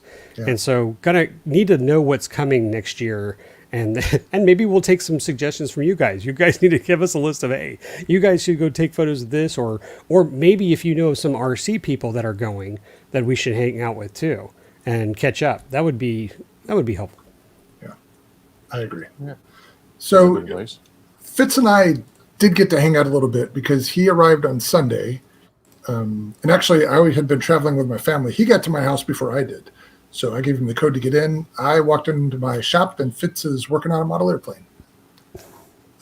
And and it worked out well. We had a few hours that Sunday, and I went to show him a boat that I had picked up recently. It was an old school Great Plains Wildcat that had a 75 megahertz pistol grip radio. And as I'm looking at it, I'm like, you know what? All the parts are here. Let's put batteries in and see if the radio works. And it did. I'm like, you know what? I can make an adapter for this battery connector. And I did. And so we went out on the lake and drove this 40-year-old RC boat. And I was driving home. Yeah, you were driving a Suburban. So we were wishing you were there. You were there in spirit. And go ahead. I just remembered two other things I didn't get to do. Okay. Vintage and Warbird had trams that would take you around and educate you on the aircraft. Really? My friend Ross Gresley was there. I didn't see him this year. Another regret. I usually see him every year, at least to say hi. He's one of the docents, I guess, or tour guides. And I went with him the first year I went to Oshkosh, and that was a great opportunity to just sit and listen to someone who knew what they were talking about. Adam, that's your future job. Adam, you need to go be a vintage tram driver or speaker and tell people, inform them of all the cool aircraft. And I should have taken that time to take a break, sit down. You have to sign up. It's kind of like the helicopter flights. They fill up. But to take that opportunity to learn more than you would do just by walking around. Yeah. And so the story I was telling a minute ago, Fitz and I got to spend a little bit of time playing in the workshop and on the pond Sunday. And then he flew out the next Sunday. So we had dark in the morning, dark Sunday morning. But we got some time on Saturday to play because we didn't go to the air show. So what did we do, Fitz? We went to two hobby shops, a train shop and then a hobby town. Yep. So we went there. Both of those were in Green Bay. Then we went to my flying field. That's the picture you're showing here with my old multiplex Sonic liner. Fitz got it trimmed out for me. And I buddy boxed at my RC field that day. So I buddy boxed every day last week. I logged a lot of flight time last week. But anyway, so we did some flying, and Fitz got my Sonic liner squared away. And what else did we do? We came back here. Oh, then we went kayaking. Yeah, our buddy right. Aaron, that you guys know from the National Fun Fly. He and his wife went with me and my wife kayaking, and we came back and had barbecue on the back patio. Yeah, shut up. It was like, you guys were having sent me pizza. I was pictures. having cereal. It's like I was just thinking about we didn't set up the dinner we promised, and then you give barbecue to Fitz. Yeah. Sorry. And, that's another thing to talk about. We have such big expectations going into the week, but the reality is on all those weeknights, we get back so late, it's impractical to do anything organized. So, yeah, we were feeding fish off the dock. Was that when we were feeding them chicken bits, Fitz? Yeah, that was it. Yep, chicken bits. Yeah, like they were like piranhas coming up there eating that stuff. Oh, they loved it. Yeah. So anyway, so we had a nice relaxing Saturday to close out the week, and then we got up in the dead of night to get Fitz to the airport Sunday. Yeah, I came home and went back to bed. Yeah, happy to do it. So is there anything still on the list that we haven't talked about? I think that's it. Do we have any questions from the viewers? Are there any topics y'all would like us to touch on, or any questions about AirVenture if you've ever been? Bring money. I went to the Dunkin' Donuts booth to get an iced coffee, and on the menu was single donut like $2.50. 6 donuts $15, a dozen donuts $30. It's like $30 for a dozen donuts. Holy smokes! That's probably one thing to point out. It's not a centralized concession system. It's different businesses, and they charge what they want. You might buy a bottled Coke over here for one price, and then it would be significantly different somewhere else. Oh, that actually happened on, I think it was one of the days I went by I can't remember where it was. If I was by myself, I was walking over, and maybe the day you guys dropped me off near the front gate. So I was walking towards not the main gate, but one of those side gates, maybe one of the northern gates. I was walking, and I see a sign off to the side that says Gatorade, $1 or $1.50 or something like that. It's like, huh? So I walked over, and it was just some schlubs in their front yard. I guess they have a house or B&B or something right next to the thing. And so before you go in, go up there, and they had sodas and because I needed some Gatorade for my Camelback, and it was $1.50 for a Gatorade. Inside the show, it's like $6 for a bottle. So, I could. So I bought 2 bottles for half the price of what it would cost inside. But you're right. There are different vendors at different prices, and the food ranges from mediocre to some is okay. Some depends where you go. I'll touch on that. The best food I had was fettuccine and chicken that Ryan got for like $14. Really?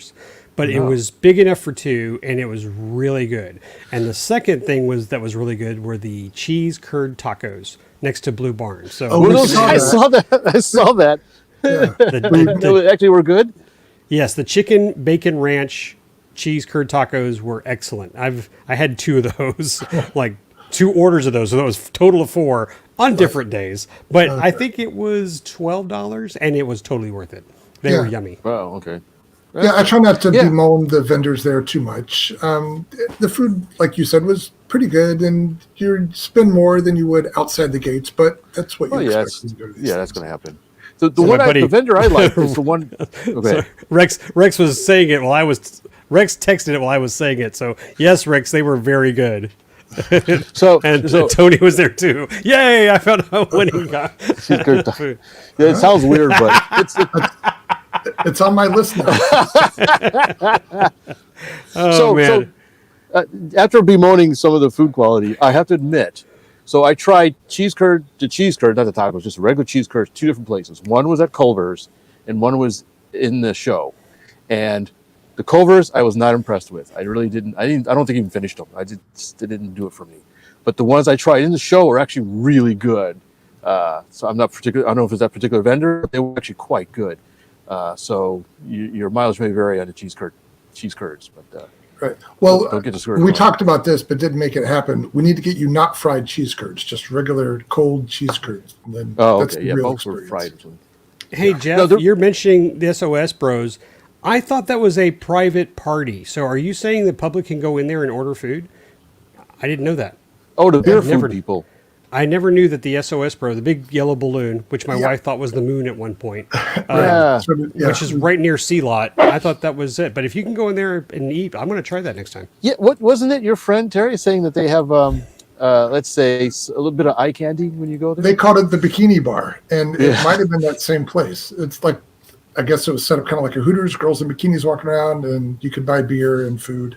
And I think it was only in the evenings. He seemed to be a fan. So Jeff, Yeah. now you tell us. Yeah. No one You could've invited told us we were us. there. Jeez Louise. Yeah. There was one of the vendors I kind of liked was it's off towards the ultralight place. They're like in a metal Quonset hut kind of thing. They seem to have a different fare of food than everybody else, and they also had the big the pastry. I forgot what they call it that you could buy there as The well. cinnamon roll? Like Cinnamon meat rolls. Yeah, I think pastry, it's or Oh yeah, No, no, by cinnamon rolls. Ultralight. Yeah, Phil Hinkle introduced me to those. I didn't get one this year, but they are huge. And I will say, the first time I had one, it was really, really good. The last time, it was a little dry. It was like I needed to drink something with it. all right. Oh, hey, whoa! I'm taking him up. He didn't say how many, so it's all of us. It sounded like an open invitation. I agree. He is taking all of us after RC flying. Yeah, Yeah, that's your table penance for four, not telling please. us when we were there. All right, so we're closing out with the food of Oshkosh, huh? I guess so. I know you got to head off quickly, so Actually, that changed. I'm not on the clock anymore. So I don't know if else we mentioned. I thought I saw something. Buys. Did we buy anything? Warbird, yeah. Other than But- food stuff, I don't think I did this year. No. I But bought you did, 3 Fitz. T-shirts and a hat. That's it. Okay, nice.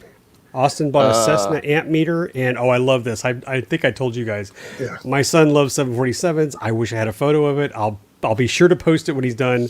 But was it last year or the year before? He bought a emergency. What do you call it? Oh, the handle thing, right? The, I know, what do they call that? egress Belay. handle or something? Belay, Or right? belay?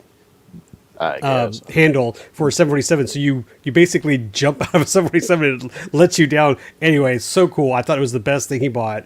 But this year he bought an occupied bathroom sign that's lit. That's nice. So there are crazy things to find out there. Do you know what voltage that takes? No, he threw 12 at it. Okay, did it work? Oh, hold on. Fitz has got something he wants to.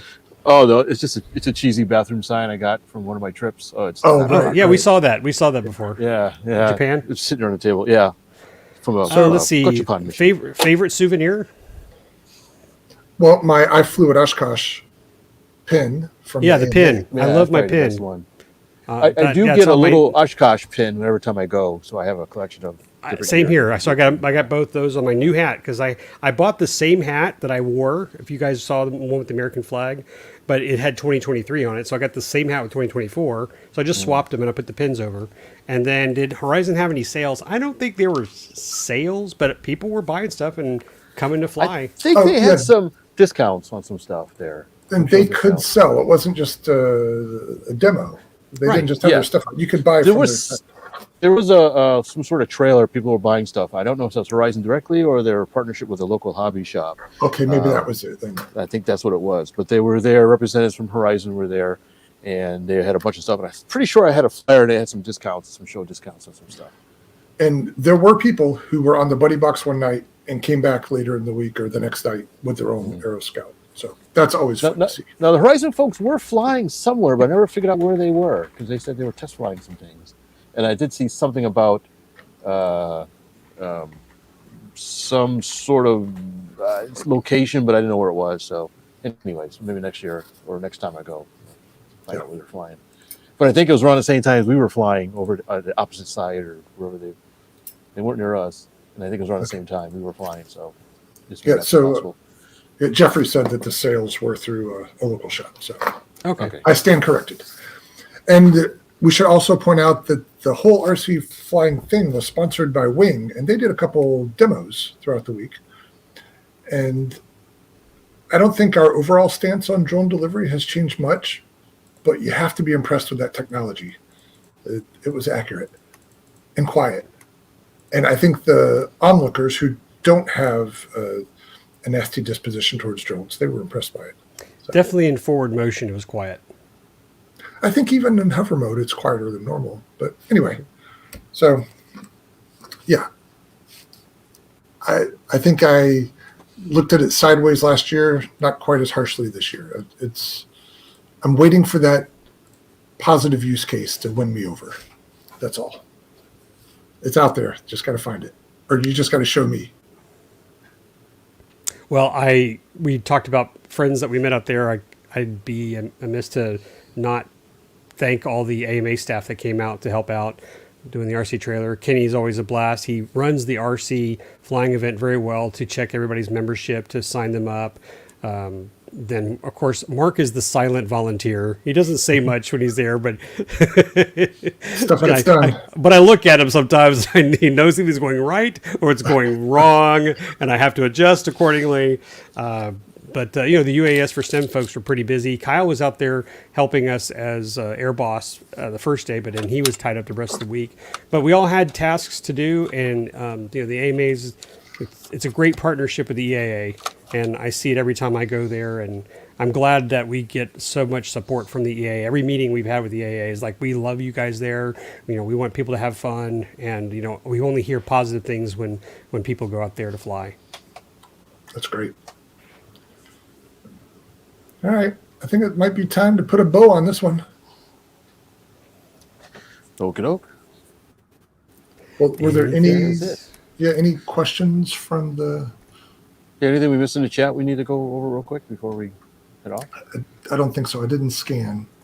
But you were invited to try poutine next time you're north of the border. So I thought I saw something. Let me check here.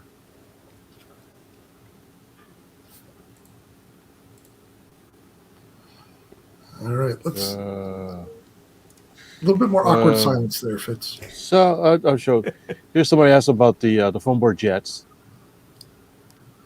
I remember Steve, an F-22, right? Yeah, I saw the F-22. He had an interesting launch the first time I saw it. He launched it, and it sort of settled to the ground, skidded, and came back up again. And after that, it seemed to fly pretty good. Yeah. Not terribly fast, but it seemed like an honest flying model. Yeah, it was big.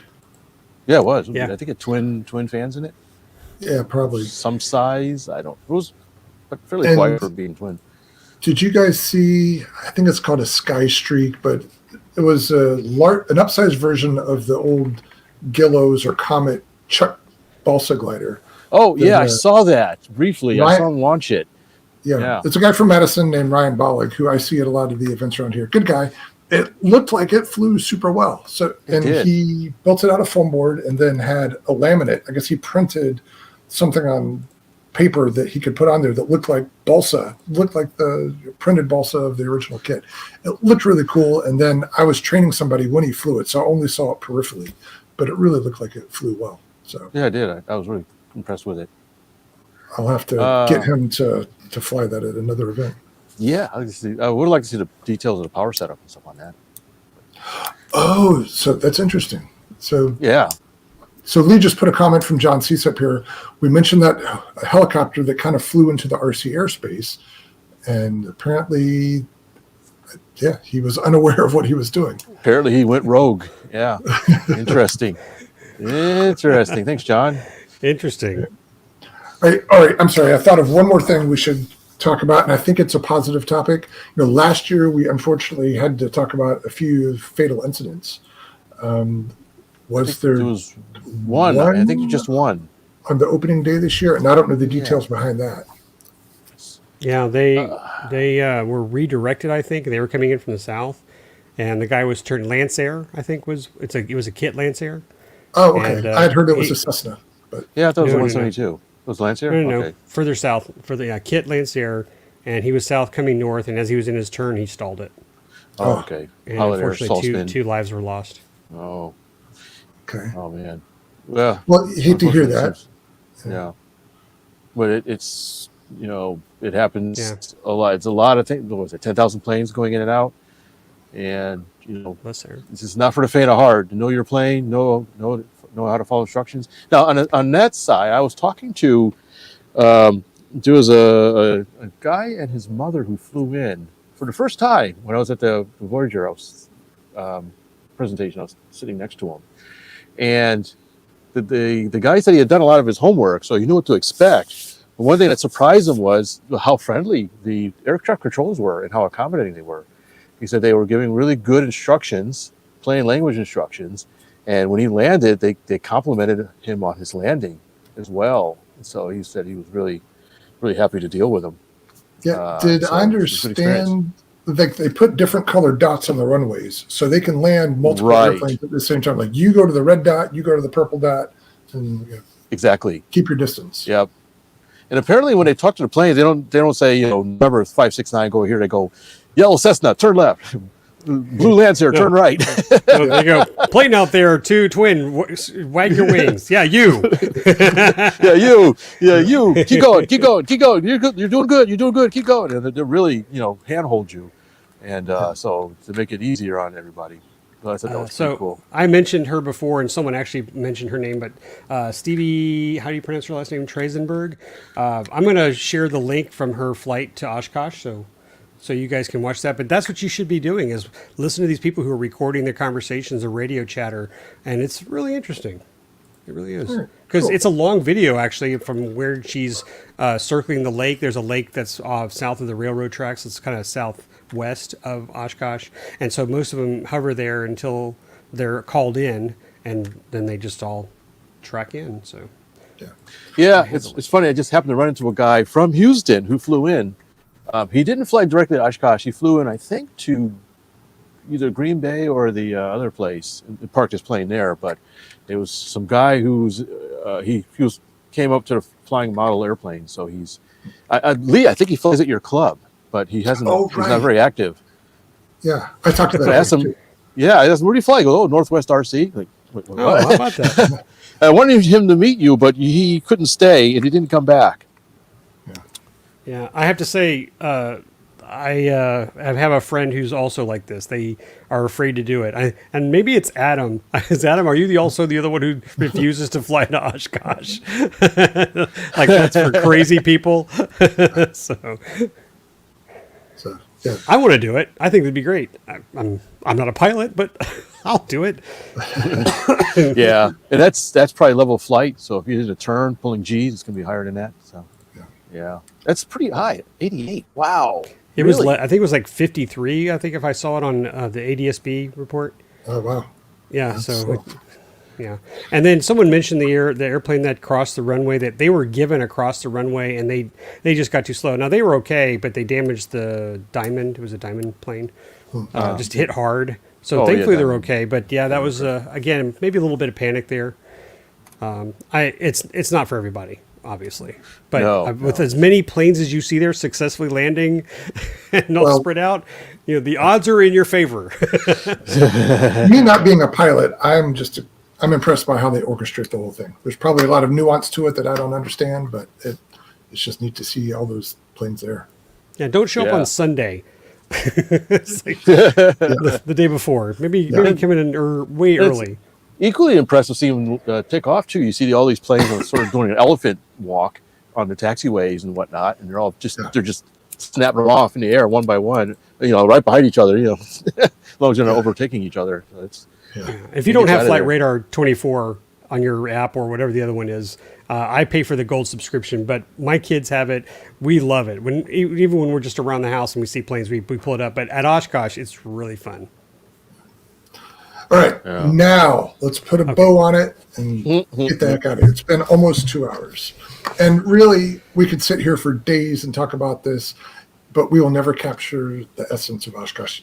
You have to go yourself. You have to experience it in your own way, probably more than once.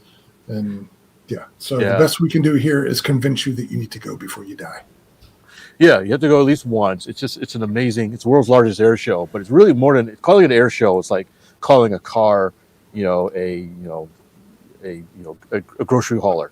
I mean, it's such a it is such a well-rounded experience. It's just somebody's going to find something that they're going to like, and it's just really interesting. You can get and sea base, a lot of rare stuff. Yeah, I didn't get to sea base this year. Seaplanes. I still haven't been there last year. No, I went last year with Austin, but I didn't get a chance this year. Yeah, so it's got to be on your bucket list. If Joe Nall is a bucket list for RC people, if you love aviation, Oshkosh has got to be up there. It's got to be one or two. Yeah, Has to be. there's a YouTuber has a neat video. What he does is he sets his camera up near the runway, and he just videotapes a bunch of arrivals, and he'll look up the registration number, so he has on-screen display. It shows the aircraft, how old it is, what it is as it's landing, and sometimes it has some pretty spicy landings. But it's interesting. You just seen just a random selection of stuff flying in. It's pretty neat. Look it up. I don't remember what he's called, but I'm sure if you just look up Oshkosh landings on YouTube, you'll find it. Okay, and I'd be amiss if I didn't include these guys right here. I'm sending the link. Airshow stuff on YouTube. They're there. They have high definition cameras, videotaping tons of events at Oshkosh. So go check them out. So what about you, Mr. Landing Gear Engineer? When are you going to Oshkosh? Yeah. We asked about, when we saw Dan, we asked if you were there. Yeah, we asked about you. Yeah. So anyway, All right, Fitz, take us all home. right. Let's wrap this puppy up. Thanks everybody for watching and listening. But you're going to watch. You're going to want to watch. If you're listening to this on a podcast, thank you. Give us a thumbs up. But And all you can East see the pretty Coasters who are- pictures. Huh? Oh, yeah, right. So, and the East Coasters that are here past their bedtime, thank you. We appreciate that. Oh, yeah. I know it's a little late, but thanks for hanging on with us. Thanks, everybody, for listening and being part of the show. We really appreciate you all. I love meeting you guys, giving us some stickers. So if we meet somewhere, the RC Roundtable sticker, if you're lucky enough to meet us somewhere. Thanks, everybody. Guys, it was fun. Great hanging out with everybody for a week. It was glorious. It was a lot. I slept really well on the way back and after I got back. But Kyle, good to see you guys too. So if you have any comments, send us an email at contact@rcroundtable.com. Please give us a like and subscribe and thumbs up and all the other usual things that podcasters say. And join us for our next show. There were some announcements by some different vendors, so we need to talk about that in the next show for new products. So everybody, thanks for joining us. We'd love to see so many familiar names in the chat. Thanks so much. We love you guys. And we will talk to you later. Guys, any last words before we head out? Thanks for joining us. Okay, don't talk so much, Jerry. All right, guys.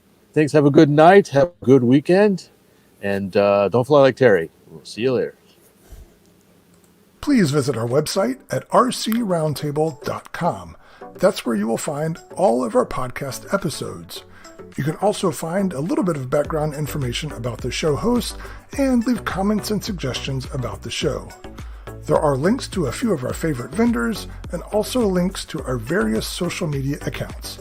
Thank you for watching and listening.